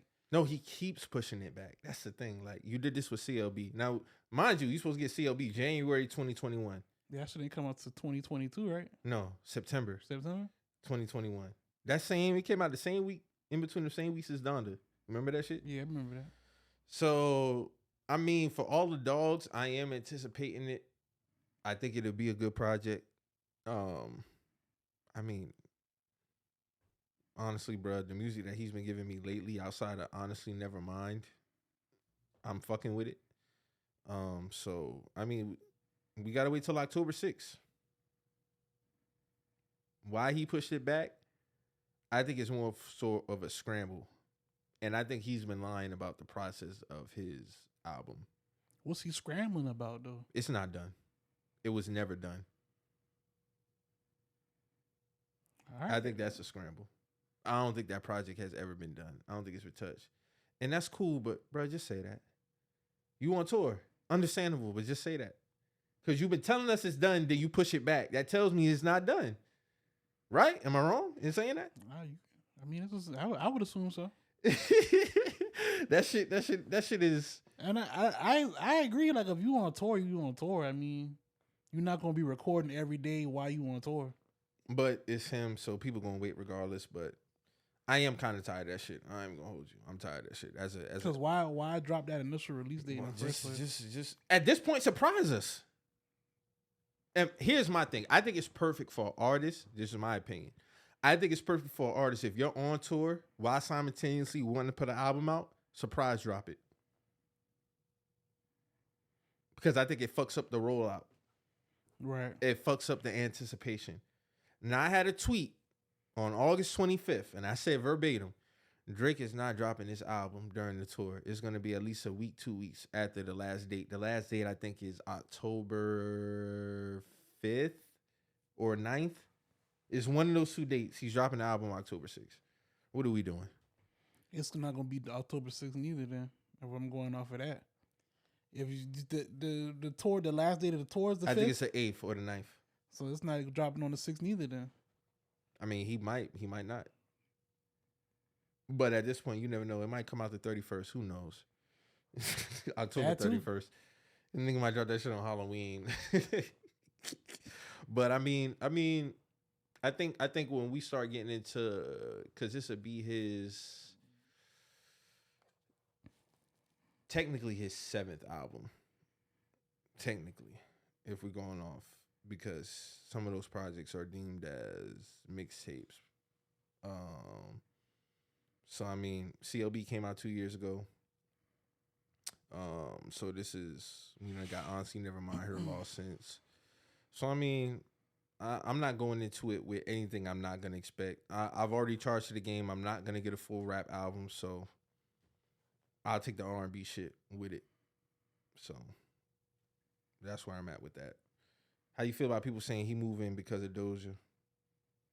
I don't think that's real, but I've been hearing more so about him and Bad Bunny than him being scared of Doja. I mean, who wouldn't? That's Bad Bunny. But y'all not in the same. I don't put y'all in the same category though. Like, I think he's in a different lane. I think what it come down to is overall like popularity and status. He's definitely more popular. Like, that man, his fan base is big. That's shit huge. He got whole countries with him. So, but I don't know, man. I don't think what that Doja Cat shit is. I don't think that's anything. Who even made that up? Like, who said that? Like, nigga took it. Said it on Twitter. You know, niggas ran with it. Yeah, I ain't giving that no burn. Did you see the shit where Young Thug's dad had that interview talking about Gunna? So he said, this is what he said. I'm gonna play the clip. Like, he said he don't got no issue with Gunna. He said he love Gunna. Courtney said, how do you feel about Gunna? I love Gunna. See, that's the thing. People don't understand the relationship. They got this thing saying that Gunna is a rat and he's done this and done that. But see, let me try to help the attorney clarify that a little simpler. Okay. Gunna hasn't done anything whatsoever that can hurt us on this case. Period. Courtney said, how do you feel? He also said he feel that Gunna been blackballed by the but that whole situation with the legal situation, and he feel like he said he spoke to Gunna since he got out, and he told him that ain't no, as far as him and his family, ain't no situation between them. He said he still got love for Gunna. If we're attaching what he said to Thug, you agree and believe that? I mean, my thing is this. I said this before on here. If Young Thug's dad is Thug's talking, his mouthpiece. If he's his mouthpiece. I mean, I'd have to if he's speaking for Thug, he would know. You know what I'm saying? And I never heard Thug's dad spoke before, so I believe him when he say he got love for Gunna. And I'm just going off his Gunna just had a concert at Barclays. He's still saying free Jeffrey. I don't know, man. It's weird. It's weird though. Weird. This whole shit been weird. It's weird. We don't know at the end of the day until he speak. Thug can't talk to us right now. No, he can't.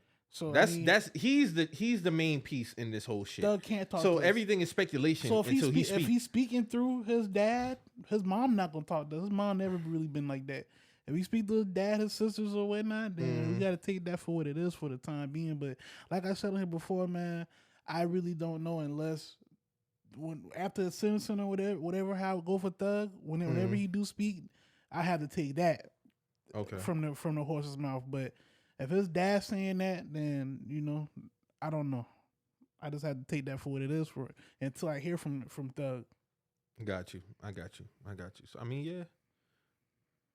Like I said, we just gotta play the waiting game. This whole shit is weird. Yeah, we gotta play the waiting game. That's how I look at it. That's how I charge it. We just gotta play the waiting game. Yeah. That was an interesting soundbite. I never heard him speak before. So I got an interesting question. Shout out to my boy Reek. Shout out my boy Reek from Cali, man. He kind of presented this question off the heels of the Big Sean Kendrick conversation we had last week. So, is Project Pat more influential than Andre 3000? I've heard when people rapping with Project Pat flow and cadence more than Andre 3000. Recently Offset. I don't think that's even debatable. Who's came out and said like I'm trying to rap like Andre 3000? It's not a slight at Andre at all. But big names, no. But I do see like some underground type people kind of like imitate him. Maybe I'm pretty sure there's some big rappers who get some influence from Andre, but like his style 100%. No. Nobody's using Andre 3000 style. The only one I can say who's biting his style 100. I don't want to say bite because I got a negative connotation, but who was inspired by him is Foggy Raw. You think so? 100%. People say he sound like BG. Foggy Raw sound like BG, but he get his makeup is Andre 3000.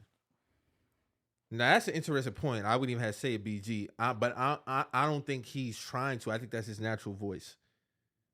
I think he naturally sounds like that, which sounds like BG. But when I think of Foggy Raw, I don't think of BG. I can see Andre 3000 elements with him. I mean, think about how he rap. I mean, I guess, man.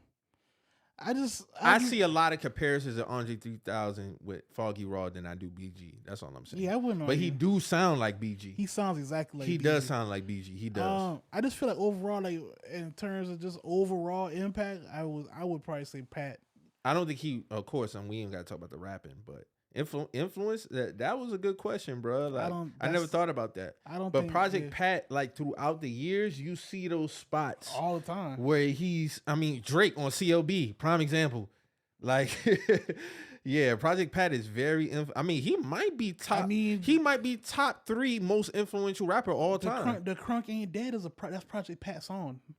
Crunk Ain't Dead. That's if you ain't from my hood, get the fuck from around here. We might gotta put him with Pop as far as most influential. I wouldn't argue that at all. He's one of the most. I don't think he's more influential than Pop, but he's in up that, there. He's in that tier. Though. He might be up there. Just them overall, the whole 3-6 camp, like they're very influential. Mm-hmm. No slight at Andre at all, but I think that was a fair question. Yeah, I think that's a fair question. That's not dissing Andre. His style is still being embodied to this day. Like you can hear it in the music. He's one of the most unique rappers that we've ever had. Yeah, he is one of the most unique rappers we ever had. Facts. Definitely. So I can get with that. I can get with that one. I thought that was interesting. I was like, I'm gonna pose that question on the pod and ask him. Yeah, I can't argue that. Definitely for sure. Shout out to Project Pat, man. Still alive. Project Pat. He got some funny shit, man. Why Jonathan Majors out here putting on skits, man? He bigger than that. Hey, man, that man trying to get that Avengers bag back, man. I don't care what nobody say. That was planned. Y'all played around and listened to that lady, and then you got that man, Kang the Conqueror shit and he trying to get that shit back. I don't even think I can be mad at him for that. Bro, I'm about to say the same thing. That's a big bag. That's a big. Shout out to him, man. I ain't even mad at he got Megan Good now. He got to make sure that she's well taken care of. He gonna get that Avengers bag back by any means. But that fight was staged. I don't care. Even if you tell me it was real, it's fake. I don't care. Yeah, because where the fuck you even come at? Will you just pop out of nowhere, my nigga? In the middle of the camera? Like, so well centered in the camera. That might beat the Drake meme from 2015 from the No Friends video where he doing a little dip. Oh, yeah. That's going to take over now. That might be bigger than that. I ain't going to hold you. With that fucking hat. They say that nigga was dressed like a nigga off Dave Chappelle. If he's smart, he should get a brand deal with them hats, man. I would. But he got to let this shit die down first, though. The train conductor hats? He got to get the train conductor hat deal, bro. The train conductor He got to get the train conductor deal hat going, bro. He get a big bag off of that. Imagine seeing Deion Sanders make $1 million off in sunglasses. A day. In a day. Jonathan Majors can tap in with the classic men and sell them hats, bro. Bring the nigga named Jadea, the nigga that's sing class. Bring him back. Sign him. Bring some shit back, and Jadea, I heard that nigga in a minute. That's the game doppelganger. That is. Game is Wario. He Mario. That's crazy. He is though. he Mario. Yeah, but that Jonathan Major shit was so cap. That shit was fake as fuck. That shit look crazy. Drew, you seen that shit? Hell no. So apparently these two kids were fighting. It looked like under like a. Yeah, I'm looking it up now. Oh, everybody recording now. He just popped out of the blue. Like he just. It's Majors. I'm here. Oh yeah, this gonna look good. This gonna get me back in their good graces. You kids stop fighting and love each other. That's crazy. That's crazy, man. Where you come from? At all. Like, why are you even around kids? Where you been? That look like one of them, like, them little quick bus stop fights. Where you come from? Like, you know what I'm saying? You just in the vicinity? You just in the vicinity. You was getting juice or a and everybody somewhere. just saying they're recording. Nobody trying to break this shit up. Nobody trying to break. You just come and break. You just come break it up though. Out of everybody, you just come and break that up. Nigga run from the other block and come break it up. Dun, dun, dun, dun. It's Majors. I ain't gonna lie, bro. Go get your Avengers bag back, bro. I ain't mad at that, bro. Do your thing. That PR team is working, bro. The PR team working. This is what you hire PR teams for. Do what you gotta do. Very true. This is what you gotta do, man. Very true. Get that Marvel money back, man. Because he's supposed to be a key part of the new phase. So do your thing, man. Yeah, because that. So where do they stand with that case? So from what I've been seeing, he got cleared from that shit. He it's coming, but he's still trying to get back in graces. Public opinion and court opinion is different. Facts. So in the public opinion, he still beat up that white woman. So he trying to get because he was hot. He was hot. He was hot. He was on a roll. He was on a roll. He was coming off of Creed. He just dropped that Ant-Man movie. That's what I'm saying. He's playing Kang the Conqueror. That's supposed to be like the new Thanos in the next phase of Marvel. So like he's a key piece in those 6 movie run that's about to come. So you gotta secure that bag back, bro. Because Marvel was like they didn't know if they have to recast his part or not. So I don't know, man. Do your thing, man. Yeah. I'm mad at it, man. This what niggas hire PR teams for, man. It just looked funny seeing the shit go down like that in real time. Like, nigga, you know that this shit fake, bro. Everybody in that vicinity got a nice little $500, little $800 and go by their way. Mm-hmm. Stays like a motherfucker. Stays like a motherfucker, bro. But I'm mad at it, man. Do your thing, man. He got Megan good. You know, he got, gotta make shit look right, man. Do your thing, man. Well, Tory Lanez bail denied officially goes to prison. This nigga lawyer sent him an IG story about how, hey man, wish you the best, couldn't be there due to prior commitment. Wait. His lawyer wasn't there at the sentencing? Because of something he had committed to prior to this whole case. Are you shitting me? That was Tory Lanez sent this said. nigga the Drewski skit. Hey, good news is we got your wire. Bad news is they gave you life. They gave you life. Okay, goodbye. Sayonara.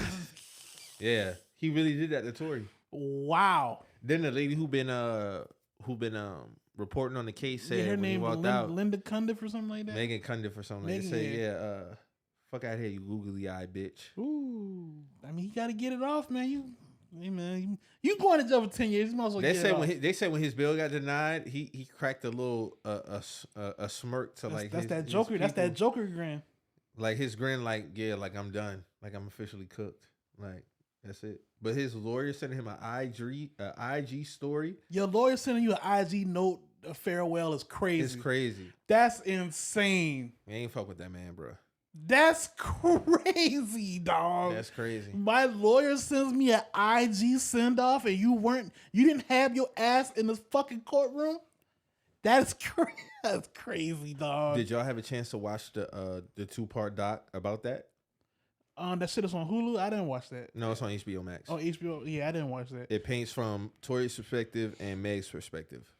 Like they actually have them speaking on. No. Oh, I'm about to. So this is like an unofficial doc, but official. No, this is an official doc, but they're basically Meg's story, Toy's story. That's what it said, and it's basically painting it from their perspectives. They advantages or whatnot. Mm-hmm. I might have to watch that today. I'm not gonna cap, but I want to watch some football today. But I might have to still try to squeeze that in because that sounds crazy, bro. I mean, both sides, I will say, presented their sides convincingly. Right. Me personally, I still feel like Kelsey is involved in this shit, 100%. She just kind of disappear out the picture. She got immunity. She been gone. Oh, okay, bet. She done had her a kid and all. Like she ain't got a kid. She's focused on family. Now, a new nugget that we all been asking that we didn't know: the driver was at the courthouse. Oh, he was. He never took the stand. Nah, that was interesting as fuck when I watched that doc. I said, hold up now. This is on Tory's side. This nigga didn't take the fucking stand. Why didn't the lawyers bring him to the stand? So that throws in a whole nother dynamic in that shit. Now, officially what's done is done. He was found guilty. I still feel like Kelsey was involved in that shit more than what was portrayed. What I honestly feel like is she had definitely actual physical hands on that gun. And Tory fucked up essentially like trying to, I would assume, not even necessarily talking about how he was moving on social media, but dog, you should have took the stand. He didn't take the stand? Hell no. Hey man, that's kind of. But you know they advise when people are like for the person. That's common. A lot of them don't take the stand.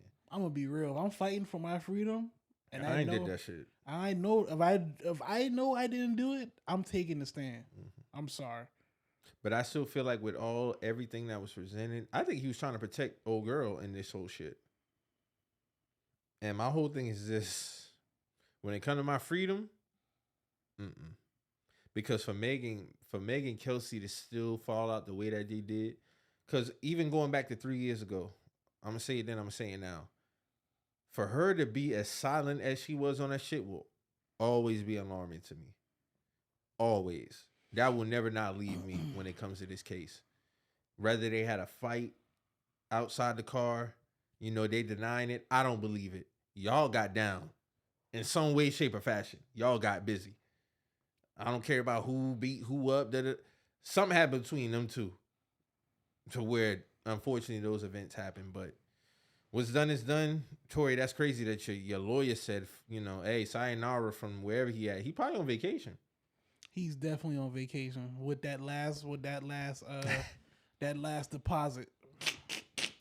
That's a fact, nigga. That's crazy. That's a fact. Y'all think he gonna do the whole 10?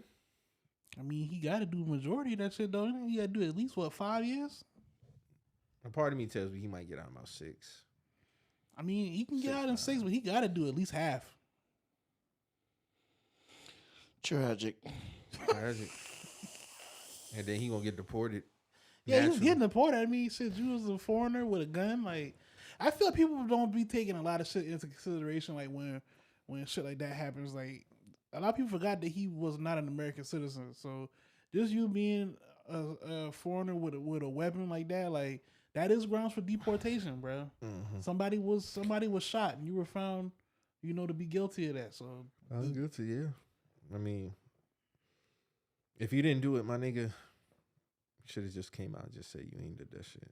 It wouldn't have been a lot of dancing around. But it's definitely some fishy shit going on within that shit. And hey, maybe see you in 5-6 years, you know. Hey, maybe not. Maybe you still do music. I fuck with your music though, so hey. Yeah, if him and Vibes Cartel link up, man, the boy go crazy. You think so? Hell yeah. Vibes, man. Vibes put out a song every day. Vibes in jail? Look at that nigga there for life. He's there for life now? What do you mean now? What'd he do? What didn't he do is the question, allegedly. So he just been super wilding. Super wilding. Big murders. So he's recording in jail? Big murders. Yeah. How? Yeah. On his phone or something? Or? How you think Sean recorded in jail? I'm telling you, Sean man. recorded on the recorded a whole album in jail, Mo. He recorded on the payphone though. Cause from what I know, they already had like the beats and shit. He just drops the vocals on. So how you think Vibes doing it? It's way more advanced technology now. Yeah, that's true. We didn't have iPhones back then. If Sean had an iPhone, that album been way more clear. Yeah, definitely. Because you could definitely hear the distortion when he rapping on there. Shit, he did a whole music video he wasn't in. They just had him rapping. He was in Visitation. Yeah, most of Vibes should be like very animated, you know, shit like that. But yeah, he's still making music, man. 47 years old, still. I mean, 47, you still should be able to be making music, so I ain't mad at that. Yeah. Honestly, I'm not going to hold you, though. That would be a good collab. Vibes and Tory? So Vibes in jail, what, in the same jail that Tory going to be at? No. Vibes in jail? No, he's in Jamaica? No. Oh. Well, he in them trenches. Yeah, but you know, he from Kingston. Yeah, so. He from there, so he good. That's just crazy, though. A nigga can go to jail and be in the same cell as Vibes Cartel. That's wild. Wow. Jeezy files for divorce. Snowman back? Oh, welcome back. Guess who's back? And we signing on them niggas. I don't want to sound like this guy, but for the first time ever on this show, I'm going to say it. He should have never married that woman. I'm sorry, bro. Like, the signs were there, my nigga. She I'm sorry, bro. She specifically said that dynamic wasn't going to work. Dark meat on the side. And I'm going to pause myself after this. White meat keeps her lean and mean. Pause. She specifically said that on national TV, on The View. Around 3 black women. She was with 3 black women and another white woman. They was like, huh? And you know what else she said? Shout out to this movie. I can't remember the movie. You know the salon movie with Monique and all of them? Oh, Beauty Shop. She's in that movie? No, that wasn't Beauty Shop. Mo. This is like another movie. No, was it Beauty Shop? I could be wrong. Yeah, and then the salon had Beauty Shop. It was Taraji P. Henson, Queen Latifah, Monique. No, it wasn't Queen Latifah. It was Monique. Monique was the main character in the show. No, it's a BET movie. Yeah, because her and Wanda from Bernie Mac, they were the main characters. They were sisters. They was running the shop. Monique and Wanda. This was like a low budget type movie. Oh, okay. So they had the Asian lady working. She was in there. Yeah. She was in that movie. That's crazy. But Monique and Wanda was the main character. They had an Asian lady. She was doing nails. Mm-hmm. So they had a scene and they was talking shit. They was talking shit about like relationships. So the Asian lady was like, "Oh, brother on my arm, no brother on your arm." That's what Jeezy May was saying when she finally got that ring for Jeezy. All right, man. I seen the jokes that I seen when that news broke was they niggas was back in they 2012 bag. Hold on, Mo. I think I got that shit. Hold on. Niggas say Jeezy a SEAL survivor. Hold on. No. Brother on my arm, no brother on your arm. That's wild. That's wild. That's wild, bro. Hey man, Jeezy say he up out of there though. My thing is this, man. Whenever I hear of a man filing divorce, he seen. That's a rare occurrence now. I didn't want to be the one to say it. Nah, the man filed for divorce. So I'm just throw that tidbit out there. He probably seen some shit. Ladies, my hands is up. Hey, this is me talking, ladies. He seen some shit. Something happened. Nah, something happened. That's crazy. When the man files for divorce, you had to be shitty. Something happened. Real shitty. That shit wild. Then my dog come with the Instagram pic right when the news broke. I'm focused on who's coming with me going forward, not who's getting left behind. That's Talk a bar. That's a bar. Talk to him. Hey, Snowman say next summer he going crazy. TM 104? TM 104. Trapper Die 3, nigga. Recession 2? Recession 2. No, we already got 2. We already got 2, right? Yeah, we said no. Yeah, we got Recession 2. 3. I'm talking about Trapper Die. We going back to Trapper Die 3. We need that. We need them vibes. We need them vibes. He got to hit the reset, huh? Man, my dog Jeezy about to take the rest of this year. He going back to Atlanta. You know, back to that penthouse in Atlanta. So first off the news, he went and got him a good plate from a good black woman and bust some cheeks down. My dog went to Magic City, got him a plate, took it back to the penthouse. We back in that 05 bag, man. If these niggas got zucchini squash in the motherfucking strip club, I'm dead. Wait, what? Because everybody was saying like, yeah, he's back with the Southern woman because it was the picture of him eating zucchini squash like out of a bowl or whatever, and it was like, yeah, he's back, y'all, he's back. But Jeezy been on that zucchini shit though. I remember he been talking about that. He been eating that zucchini and squash and all that shit. Them Chinese jokes been funny. I don't care. Yeah, they was funny. I ain't gonna cap. The funniest one I seen was something wrong with the marriage. That's wild. Y'all niggas crazy. That's wild. I'm not going that far. Bro, that shit was wild. My nigga Darius posted a crazy video talking about Jeezy dropping his child support payment off in China. I'm not even about to pull that up or nothing, but that shit was crazy. Is it what I think it is? This is I'm not even about after to, the show. After the show, after type the shit? show, Oh, I got you. Shout out Darius. That's a funny nigga, bro. Like niggas was wilding with the jokes, so I ain't gonna. Mo, we should be able to get some of them jokes off now. Like, come on now, they get jokes off on us. Now some of them too far. Now I'm just saying we should be able to get. Everybody get jokes off on us, and not in the way we talking shit now. No, so you right. I'm fair in saying that. Yeah. No, you definitely fair. I'm just saying I'm cool. Nah, if you saying it like that, then I know it's egregious. So I know you ain't gonna say it. We do fuck with everybody on this platform now, but I saw some jokes. I was like, damn, y'all going crazy. Y'all going a little bit too far. Y'all going crazy. Like, y'all going crazy, dog. I wonder how comedians prep for their racial jokes. I think it's all about the build up and how you present it, man.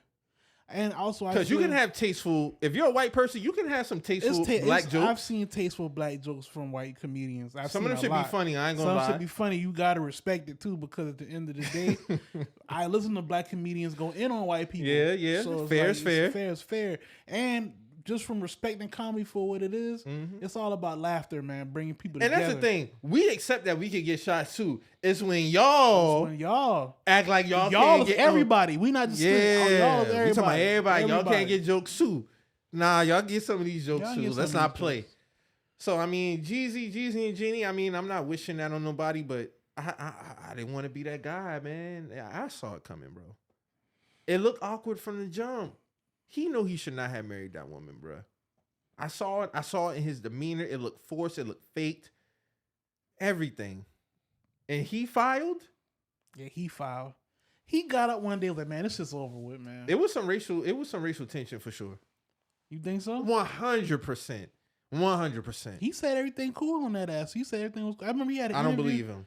He had an interview. He was like, I don't believe him because they brought up the comments that she had on The View, and he was like, I brought it up to her. We had a good conversation about it, and I've been around her people. I never got no bad vibes, but. Nah, this was an alleged rumor now. Alleged, keyword alleged. But the shit was funny. I laughed. They said she was sending the pics to dog from Saved by the Bell. That shit had me crying. That's crazy. Because they do work together. That's crazy. Nah, dog. Jeezy saw that shit and said, oh, no. Nigga got me competing with Slater Bell? Nah, nigga. We I'm done. I'm done. Nah, Drew, that's crazy. That's wild. That's cooked. I used to watch this nigga on TBS in the morning. And now this nigga texting my bitch. Shit. I'm up out of here, bro. Jesus Christ. Oh, man, that's fucking crazy, man. But yeah, man, hopefully we get some good music behind this shit, man. So, hey, we'll see. So, this definitely drove up a firestorm. So Tyler Perry has some comments regarding black relationships. I got the clip. I want to play the clip real quick. So here we go. Especially black women, and I might get in trouble for saying this, but I will. In our society right now, black women are making a lot more money for the most part than black men, right? There are a lot of black men who are successful, but for the most part, black women are making the money. So if you can find love, if that man works, at whatever job, and is a good man and is good to you, and honors the house and honors his wife and does what he can, because his gift may not be your gift. Exactly. That is okay. That's not somebody who's beneath you. Yeah. That's somebody who came to love you at your worth, right? Yes. And as long as he's secure in himself to know that, yep, she makes most of the money, all I can pay is the light bill. As long as she's comfortable enough to say, I'm going to cover the mortgage and all the other stuff, you've handled the light bill, baby, you can take me to dinner every now and then. That is fine. Yeah. That's fine. Yeah. But that's so hard for a lot of people to take in, because that means, no, I need somebody to, who is, they need to make 5 times more, and I got to have, well, keep your list, baby. Yeah. God bless you. Hope it happens. Go on, keep your list. But when you're talking about just someone to love you and support you, I know people whose men can't touch what they make. But when you see them together, that love, that support, that I got you, babe, it's a beautiful thing. Hey, I'm gonna be real with you, bro. If I'm making $60K a year and my gal making $200K a year, it's up. It's no doubt in my mind that she's probably throwing that pussy elsewhere, bro. I'm gonna just be honest with you, like, damn, Mo, you feel like that? Nah, bro. Like that much money, the way he's speaking, like she's probably cheating somewhere. Nah, she's probably Mo, cheating, you bro. tripping, bro. You think so? I didn't think you would have that sense, bro. I'm gonna be real. I probably would be down with it though. But you would think she's throwing it if she's making one. I was bullshit. I'm bullshit. Okay. But no, I don't agree with what Tyler Perry was saying on. I think we got to stop being disingenuous with these conversations. What he's saying would make sense if he's speaking to a certain group of people, and that group of people is not that large. So then that's why when it comes to these conversations amongst us, which I'm tired of having, and we got to stop having them, don't even speak on it publicly, because the demographic that pool is not big enough. What you mean, like the pool of women? On the average, black men make more money than black women. Oh, yeah. The average. Okay, yeah. So when I say being disingenuous, that's what I mean. So you're not speaking to the average. You're speaking to a specific, small. All right, so let's talk about Americans who make 6 figures. That's small. Let's chop it down to black people. That's small. Let's chop it down to black men. That's small. Then on top of whatever else they got to have. Then black women? Come on, bro. No. We got to stop being disingenuous with these conversations, bro. Yeah, when you speak about the average, the numbers don't be lying. Talk about the average, and even with the average, did that shit. You see what I'm saying? But you talking about what they got to no, bro. Like this apply to everybody. Yeah. And I always say, bro, at the end of the day, all these shits are wants. You have to balance out what's most important to you with these shits, man. That's it. People make it difficult. There's no rule book to this shit, in my opinion. Right. There is no rule book for how you should conduct your relationship. The only rule I say is Be 100% honest about your intentions. That's it. Everything else is a want. So if you want this type of lifestyle, you can have it. Now you have to balance out the realistic aspects of that. Everything else shouldn't be debated. Because the only thing you owe somebody is honest intentions. Right. That's it. But all these, no, I can't agree with Tyler Perry on that, because you're not even speaking to the common person. Number one, you're speaking to, again, a very, very small pool, very, very small pool for men and women. The average black man don't make six figures. The average black woman don't make six figures. So why are we continuously having these conversations about, oh, if a woman make more than, bruh, this is facts. That the average black woman don't make more than the average black man. They don't. So speak to the average. That's not what y'all see on these social media sites and Twitter and all that. That's not the norm. Nor could it. A lot of shit not even real. As well, a lot of niggas is faking out here. A lot of women are faking out here too. A lot of that shit it's not normal for real. Like, I'm gonna be real. I feel like we should be on some more unifying type shit. Like, if you were speaking more of that aspect as well, what you were saying, I could dig it more. It'd be more progressive. It'd be more exactly. That's what I'm getting to. It'd be way more progressive, but because another weird thing I'm tired of seeing amongst us, this 2-parent household shit. Stop it, man. Stop. Your experience is not everybody else's experience. Y'all talking real nasty on 2-parent households. I understand 2-parent households, you have some instances where the parents are toxic. Won't take that away from people, but to try to derail that or not make that a thing is weird. It's weird and it's nasty. Because we don't need 2-parent households. Yeah, that's stupid as fuck. Because you see the dynamic that can have for a family. We seen it in other races. We see with the Chinese. We see with white people. We see it. So we're not gonna sit here and act like it's not a positive thing. It can be a positive thing. Right. Now, whether you want that or not, that's up to you. I'm just speaking on it like in a negative light. That's weird and nasty, bro. Especially when y'all talk this. And another thing I'm tired of, bro. Hold on. I am so sick and tired of this. It takes a village shit, but y'all pick and choose with the village shit. That's another thing. I'm so tired of that shit, bro. Like niggas do pick on the village. Niggas pick and choose with that village shit, bro. And that shit is weird. Now, I'm not saying you're obligated to, take care of, other black people, kids and all that other shit, but you don't gotta be nasty with your dealings. If you want to just take care of your family and shit, that's fine. But all this other shit, y'all talk that village shit when it's convenient. Yeah. So you don't really care about that shit at the end of the day, my nigga. Only thing people are obligated to do is take care of the family. That's fine. But when y'all start having them conversations, bro, just be honest. You don't gotta be weird and nasty about it, bro. That shit is corny. That shit is weird. That should be super corny. Like, you see what I be like? You be seeing that shit too, right? No, I see it all the time. Cause I mean, like, bro, like, what is this shit about? Like, exactly. At the end of the day, are we progressing or what? Like, what are we doing? And then there'll be the same ones that want to point out that group that's being neglected. But I mean, if nobody's stepping up to help those people, then what we supposed to do? That defeats the point of but we got to come together when we vote. We got to come together when we vote. We come together. Y'all kill niggas when we not. But then it's nah, man. I ain't got time for that. But y'all love to kill niggas when we don't come together to vote. So which is it? Pick a side, bruh. Because that voting shit is included in this quote unquote village shit y'all talk about. Yeah, we're all supposed to come together when it come to vote. But then outside of that, when we go back home, it always fuck y'all. We not a village with that neither, because we shouldn't be voting for neither one of them niggas. Exactly, and y'all allow them to make black people, black men specifically, look like we're the weak links when it comes to voting. When all in all, a lot of us have logical reasons why we don't fuck with specific parties. I already told y'all I'm not voting for another president. I don't care how nobody feel about it. I'm not voting for another president. Not until they're giving me something specific. Yes, giving me something specific. Yes, giving me something specific. And that's yes, giving me something specific. That should be the whole tag for the village as a whole. Yeah.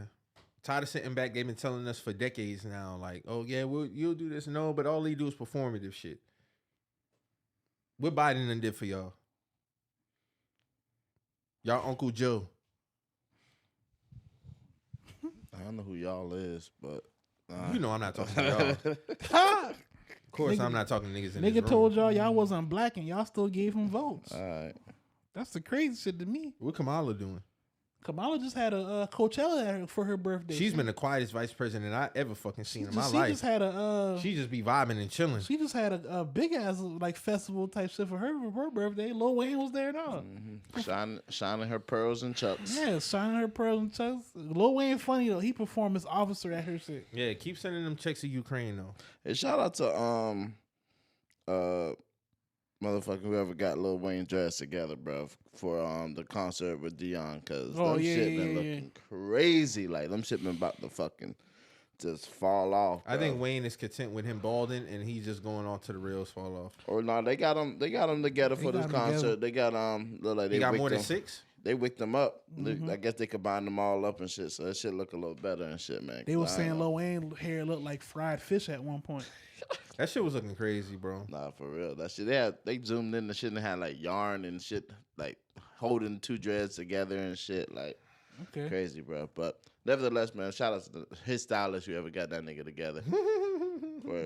Yeah, man. So we just gotta be more progressive, man. Y'all did all that extra shit though, man. So get into some sports shit, man.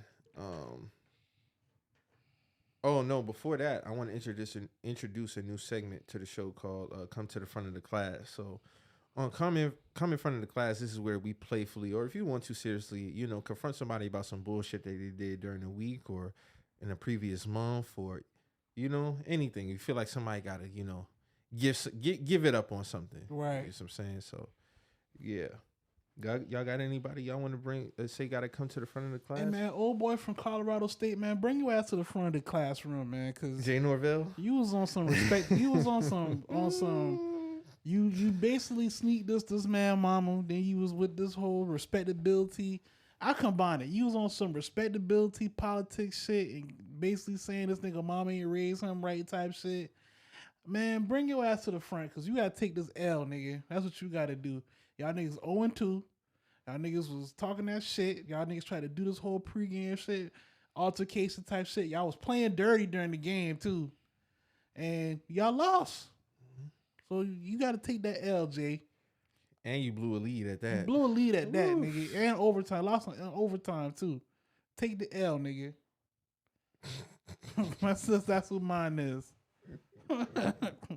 No, this nigga really said you gotta take. I was taught to take my glasses off, and that's how I was raised. Yeah, that's nigga, how shut I was up, raised. nigga. Yeah, fuck about that. What are you talking about? But then they had him like in like 4 different interviews with a visor on, so it's like, and definitely endorsed for this interview. So they were like, "Nigga, you literally are capping." You just want to take a shot at Deion, but you didn't want to put no real meaning behind it. So you tried to be subliminal, nigga. I would have just been like, nigga, fuck Deion. That's how I felt. Yeah. You know what I'm saying? Fuck him, we gonna go in there and win. We gonna go in there and win. Yeah, but I think he should just win a different role, like 2 black quarterbacks. You know what I mean? 2 black coaches, head coaches. That nigga caught me on guard because I swore he was white. That nigga is black. Nah, that nigga black, bro. I was looking at this shit like, wow. So he looked racially ambiguous to me earlier this week. I will say that. Yeah. My come to the front of the class is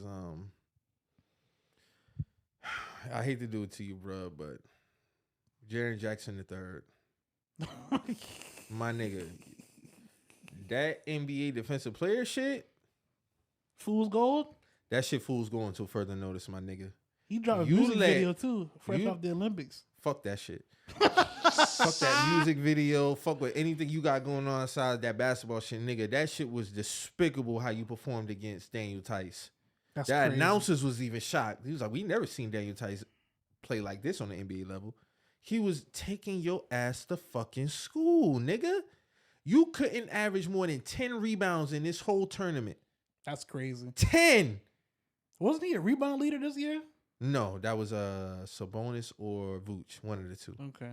But that's the end of that. My nigga, you was getting owned in the paint and you supposed to be defensive player, all NBA first team. No, that shit is fake as fuck. Fake as fuck. Jaren Jackson Jr., you're under watch until further notice with that defense shit, my nigga. I'm sorry. That was ridiculous. Daniel Tice, my nigga. That's crazy. Germany.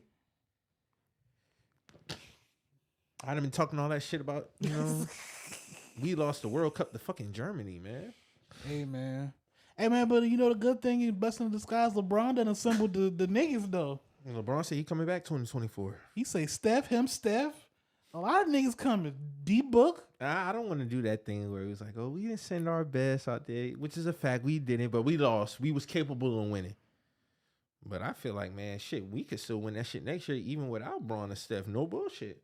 You think so? We can get our best without them two. Man, listen, Book, AD, yeah, KD, Dame, Kawhi. Kawhi going? I said we could. Oh, we could. Okay, yeah. You see what I'm saying? PG. We can run that shit up with just them without Steph. And it's not like we can't get it. Like, so don't let this Germany shit fool y'all now. Because we're going to see what it's really get popping next summer. We're going to really see. Hey, man, the call's done been made, man. So, you know, niggas about to come through there, man. That Gilbert Arenas video was funny to me just because how he was laughing. You lost by 2. You lose by 200. That nigga is hilarious, bro. Shout out to Gil, man. Drew, you gotta bring up.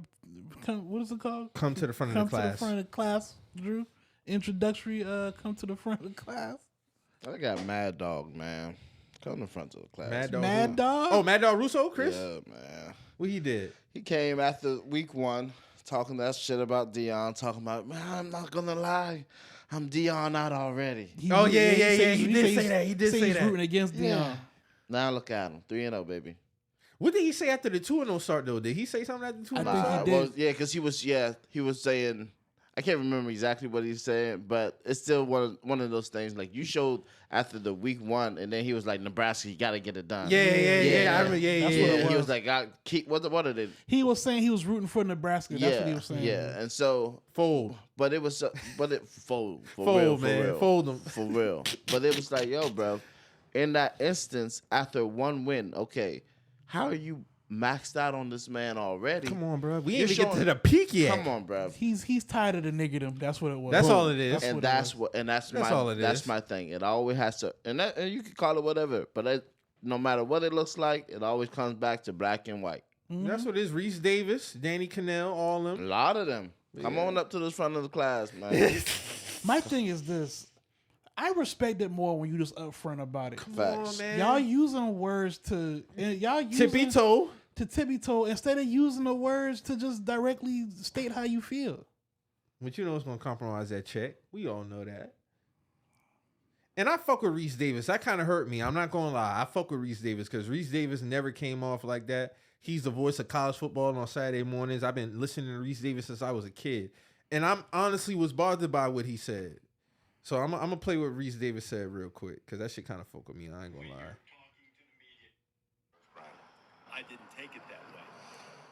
When you're talking to the media at a news conference as a head coach, you're either talking to the media, you're talking to your fans, or you're talking to your players. Jay Norvell, who I know was not talking to anyone at Colorado. I know he said he didn't care if they heard it in Boulder. Who do you think he was talking to? His players. He's talking to his players. We're not afraid. We're going in there. We're not intimidated by all the attention they get or by the force of his personality or by the talent of Travis Hunter or Shedeur Sanders. We're not intimidated by any of that. We're going to play, and we're going to do our thing. He's talking to his players. You know, now, absolutely Colorado should respond the way they did and use it and all of that stuff. That's part of the game. But I didn't think for a second, you guys probably know Jay Norvell better than I do, but that's not really in his wheelhouse. He's talking to his players. He wasn't trying to take a shot. And I'm sorry to diffuse all the fun saying that, but that's what I thought. Recess capping, you know it. Who else he talking about? Clearly talking about Deion. My thing is just beat that. Take the glasses and who else is doing that in college football at this moment? Like, come on, at least bro. getting that type of. Come on, dog. Nobody else is shit. doing that. Nobody else is doing that. Knock it off, bro. But shout out to Deion again. Another box office hit. I'm gonna start calling them box office hits because that's what it's looking like right now. Hey man, prime time shit. I mean, he had women who don't watch football staying up on a Saturday night, 10 o'clock till 2:30 in the morning watching college football. We all cared about 2 Colorado football teams on a Saturday night because of Deion Sanders. Because of Deion Sanders. And I was actually enjoying the commentary for some of the women on the TL. I'm not going to lie. I'm like, oh shit, like y'all really watching this shit. Made me pull out my Bob Sanders jersey just for the Sanders. You know what I'm saying? It was really women staying up till 2:30 in the morning. I fell asleep at 12:30. I'm gonna hold you, so I had to watch the highlights this morning. But it was really women staying up with their man, or if they were single, you know, watching Deion. Nah, But he's bringing a completely different dynamic to this shit, bro. Word. I had people say, man, can you get ESPN in here? Cause I have satellite radio, so I was playing the game, and niggas were hyped to hear this shit too. That's crazy. Yeah, man. But it's still one of those things, man. Like, what is the fucking problem? You know, like this has been a guy who's been doing this forever, who's been the same person, kept every the level. same energy At every level. It was an issue back then too, though. But it was. I just feel like now that the media got social media and the voice is more amplified, like we're getting like everything now. Bruh, sports shows are reporting live from Colorado during the week. But that fucking background so mixy, man. That's the Mountain Zoo look beautiful. Oh my god, that set's just. I would love to shoot on that shit. I mean, bro. he had who all was out there? First Take was out there. Pat McAfee show was out there. Somebody else was out there too. Yeah, the Fox. Everybody, I think Fox was out there. Yeah, yeah, man. It'll be more. And guess what? The biggest game ain't even happened yet. So college game, they're gonna be in Oregon next week for their game, Colorado, Oregon. Then you know they're gonna be out there for Colorado, USC. That's a fact. Yeah, so y'all might as well go ahead and look at that schedule, clear your schedule, because you don't know when the time's going to drop depending on where it's going to be, right? I feel like for the USC Colorado game, I understand it. Y'all over on that side, push that start time up. Man, that 10 o'clock start time is madness. Because the game naturally going to end at 1 o'clock, but it had overtime. That's why it ended at 2:30. Yeah. So naturally, 10 o'clock ends around 1. But for the USC game, let's get that around 6 to 8, please. I'm still having a hard time seeing why these guys really hate this man. Bro, look at all the people he got coming. I mean, he got Kawhi Leonard out the house, man. This man Key Glock. This man had Kawhi Leonard, Kyle Lowry, Chauncey Billups, Lil Wayne, Offset. That's Desi, Master P, and his sons. It's more. It's a long list. Countless. It's crazy. This countless coverage, bro. This is a weekly thing. This tickets went from The Rock was out there. Yeah, tickets went from $151 from last year to $514. The average. Yes, sir. That's ridiculous. That's crazy. Yes, sir. That's hella revenue. See what I'm saying? And whatever he getting right now, he needs a re-up. As a matter of fact, to be exact, I believe the number was $18 million that the city made that Saturday. As an economic. I was about to ask y'all that, Yes. especially Drew, you somebody who's worked in like bar settings and stuff like that. Like we see all LeBron, his impact when he left Cleveland, what it did to that area. It damn near killed their nightlife. I know the nightlife in Colorado has went up tremendously. Yeah. I mean, shit, I think Colorado State kind of get some type of, you know, they get some type of money off this suit. Yeah, I mean, I believe Prime was talking to Gilly and Wallow when he was saying like, and they was like, yeah, man, because you know when you win, people are gonna want to go out and party, Spend that money, just go spend that money, want to go hang out. But when you lose, people are just going home. You see what I'm saying? But you storm the field, so that's energy already. So it just trickles on throughout the rest of the evening. Bro, I know the local bars and mom and pop shops are going nuts right now. They appreciate Deion Sanders right now. Hey, man. You know how they be selling them I Love New York shirts and stuff out there? It might be time to be out there I Love Prime. Yeah, make them shirts and shit be out there with the trunk. Literally everybody you can think of in black culture was out at that motherfucker, bro. Yeah, man. So imagine the USC game. Imagine the USC game. That's going to be crazy. Imagine if we did this outside of football and just did this for niggas, organizations, and businesses. If we get behind people and do shit like this. That's a fact, too. See what I'm saying? Like, I'm looking at a bigger picture here, guys. Because it's a lot of niggas coming behind a football identity, but essentially it's behind Deion. You're getting behind him. Yeah, but movement. Why just him? And it's affecting your business. Yeah, why just him, though? You see what I'm saying? Why are we not doing this unity thing more often? in our community. You see, Eddie George is at a HBCU right now. See what I'm saying? Like the Wu-Tang and all these other guys ain't pulling up on those niggas. You see what I'm saying? Everybody's running to Colorado, and I get it. Yeah, I get it. I think if Ed Reed was still at Bethune, he would have some of that too, because Ed is arguably the GOAT. It's still like it just should. It has to have a domino effect, and I really hope that it curates this, because honestly, bro, this is looking at. I mean, you're looking at commercial every time the shit goes on to a halftime commercial. There's prime time on the commercial. Shit, Nick Saban ain't even giving a fuck about the game anymore because he's on commercial with Prime. You see what I'm saying? With the Aflac commercial. Aflac, you see what I'm he saying? done been on Aflac. He been selling the California pistachios. He ain't worried about that game. He's not worried about that team no more. No, I'm talking about Deion, but I'm talking. Yeah. But Saban is in hell right now. Oh, he is.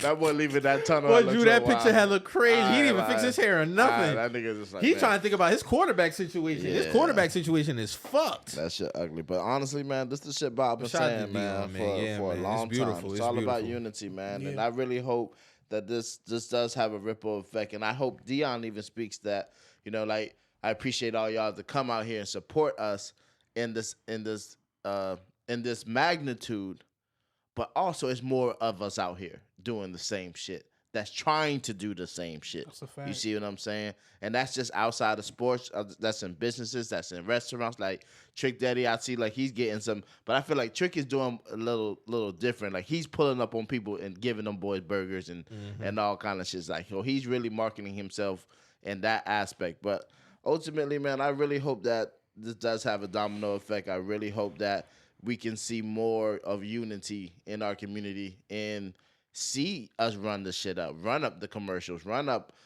ads, run up, get these kids these NILs, NIL deals. And outside of that, big up everybody, And for all y'all who still stuck in your old ways, this is the result. All right. So y'all can talk all that shit about Florida State and, they dibble and dabble in the transfer portal. Well, transfer portal up, nigga. All right. These NIL deals, this transfer portal shit is real. It's real. They don't have to jump to LSU and Bama no more off the first rip no more. Like it's real money out here.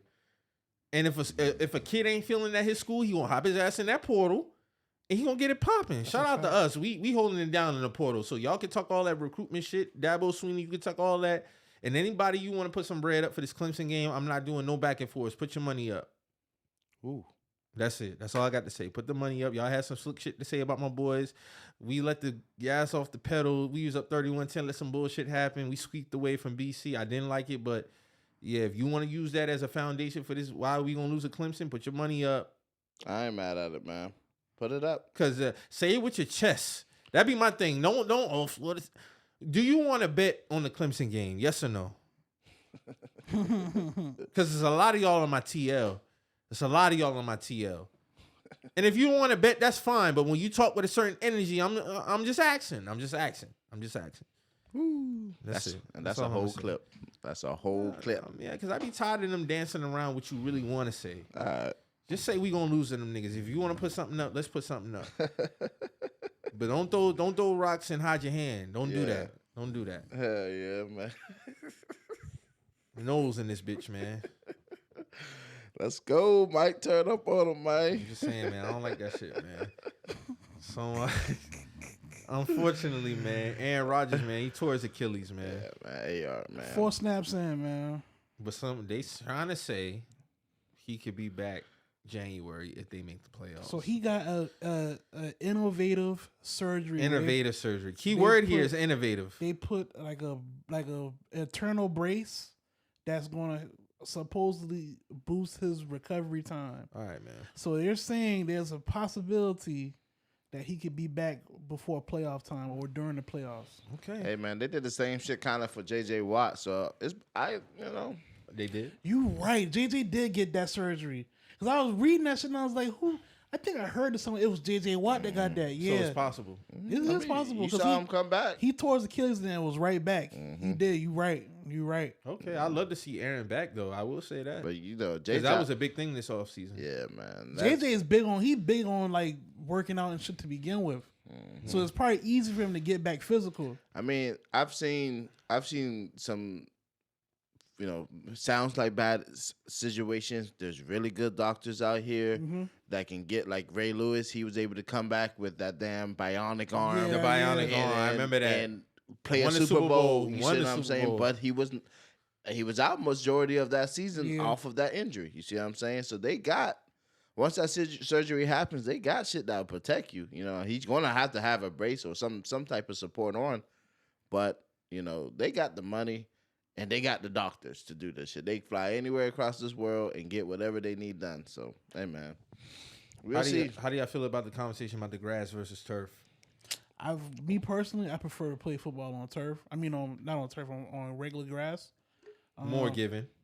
More forgiving. It's always been a thing with people preferring to play on grass.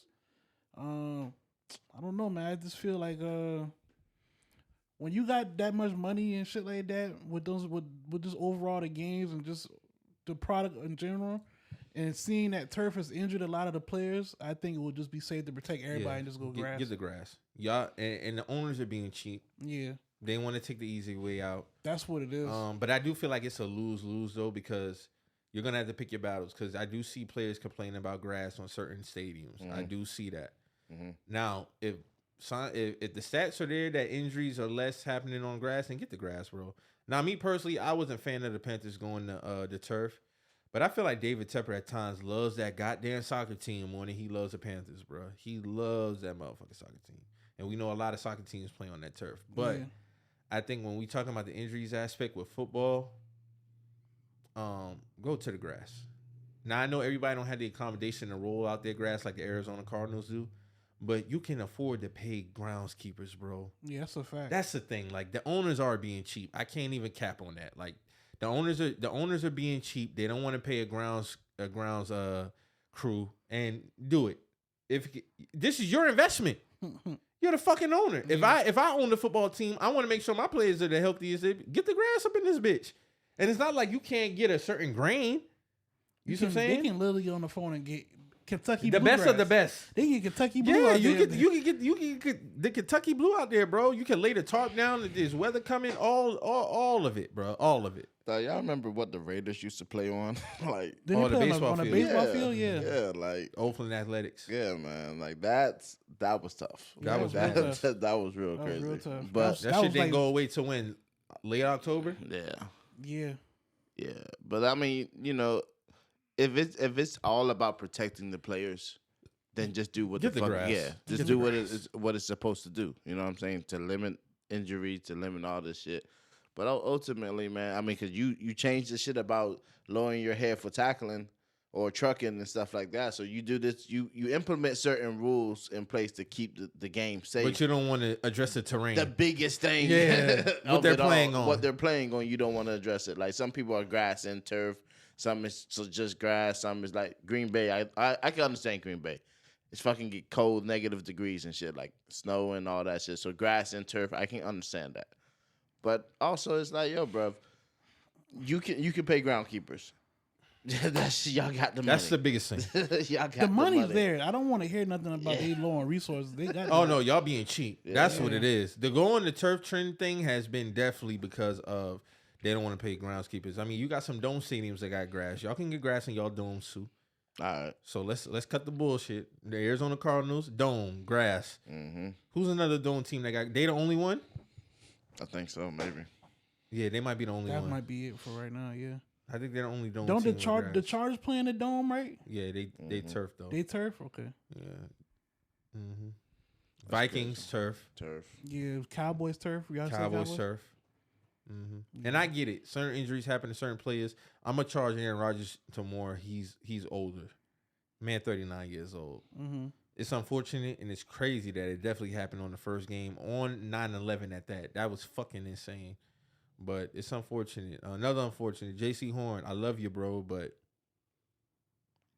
bro, you gotta understand. And I'm not saying the fans should be going at Jaycee Horn. I understand it could be tough for him, but bro, I'm keeping the same energy. Me, speaking for me, I'm keeping the same energy with you I did with Christian McCaffrey. And I still say Christian McCaffrey is the best running back right now. But at that time, it was time to move on. It's time. That just is what it is.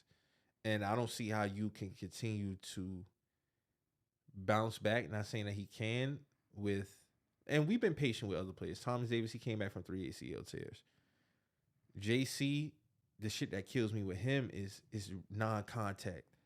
That is alarming to me. Yeah, very. That's what separates. He's too young for that. He's too young for that. And Christian McCaffrey, like Christian shit was, the hamstring injury, but his wasn't non-contact. The ankle, that's not non-contact. You have been literally running and go down. Like, for me, that's kind of crazy, bro. Yeah. That's kind of fucking crazy. That's a fact. That's crazy. Like, I don't understand that shit. Drew smirking, but I don't. Am I wrong, Drew? Nah, man. Nah. I mean, I just know you was heavy on this. Like, you was on the high horse for him, man. I rep for dog. Yeah, you really was. But you gotta. I trade him at this point. I would. Single. You trading him? Oh yeah. Yeah, that's what I saw a lot of that on the timeline. But also, he's a single number. His jersey number's a single number, bro. See, I ain't want to bring that up, but that's a good point. Hey, We said this before. You niggas are switching to single digits from you gotta be raw. Defense you gotta be raw because nobody asked you to do that on offense too. Skill position on offense too. Yeah, Miles Sanders, you fumbling. You wearing number 6 on defense. On defense specifically, if you going to single digits, you need to establish yourself, bro. If you're a linebacker, cornerback, safety with a single digit, you gotta be raw. You gotta be raw. Shout out to DeAndre Swift. He was single digit. He was kicking ass. Mm-hmm. He held it down. So I mean, single digits. When you switch from double to single digits, you have a different set of expectations now. Oh, for sure. That's just the rules. Do y'all have any week 1 overreactions for your team? I think we all right, man. I think we just all right. And AR just got to calm the fuck down and stop trying to play Superman. Okay. You know what I'm saying? That's just really where I'm at with it. Rookie growing pains. Yeah. But I don't got too much gripes with us. My overreaction will probably be Mac Jones. I don't think he's for us, man. I don't think he's the guy, man. I don't think Mac the guy no more, man. Because the Eagles all but gave us the game. Damn sure did. And it's like Dallas Garden ain't had shit going on. We turnovers. We stuck around that long. Our defense. My thing is this: defense is getting the ball. If your defense getting the ball, your defense keeping you in your game. At some point, as a quarterback, when we bring you in to be what you're supposed to be, you got to take over the game. You gotta convert the mistakes that the other offense made, and Mac just hasn't converted. That's been a story of him last year too. Like our defense, for the most part, for the last few years, have been good. Like the defense keeps us in games, and all Mac got to do is score. Mm-hmm. You know what I'm saying? Not even a lot, just score. Just can't do it. Just can't do it. So, Drew, that's funny. I mean, I'm just being real though. I mean, I feel y'all. I haven't really got too much overreaction for us. Just build on the mistakes. Bryce, some of them shits was alarming. The interceptions specifically that you threw. How long is he supposed to be out? Season. Oh man, yeah, that's. But crazy. They think he could come back. But I'm saying season. Me. Oh, you saying season? Okay. Now we did lose our guard for the season with a bicep injury. We did lose him. Brady Christensen, we lost him, but I think we're good, man. I'm gonna just say this: Odell Beckham, bro. I don't care what cleats you wear. I don't care about the shirts you wear. Stop. It ain't about the damn. Like he going from the Nikes to Jordan cleats. Like he got the Randy Moss cleats on today. Brother, you ain't did shit in them Jordans last Sunday. He brought the Super Freaks out last week. And ain't did not a damn thing. So if you're just here for designer, shit and, fashion show, bro, cool. But I'm trying to get some points up on, how'd you in the starting lineup? You got what you wanted. You with Lamar Jackson. I need to look at mine real quick. Well, shit, Drew, it looked like you dropped his ass. Nah, this is in a different league. Oh, different league. Oh, okay. Yeah, this is a different league. But yeah, I did. Off of our league, I definitely did drop him. Yeah, TJ Hawkinson gave you 25. Justin Jefferson gave you 24. I got to get busy today. Oh, yes, you do. I got Garrett Wilson on my bench. I had to move him. I had to, man. I can't trust Zach Wilson against Dallas Cowboys, man. I'm sorry. But my luck Garrett Wilson might have a 150-yard game. Hey, man, but that's just the price of gambling, man. Price of gambling. Yeah, that's it. I don't get too upset about it. Yeah, I mean, that's just the price in fantasy. That's just what it is, bro. That shit really do fuck with niggas and change niggas. And niggas say don't even look at fandom the same ever since they started betting. But that's what I'm telling you, man. Like it could a lot of perceptions.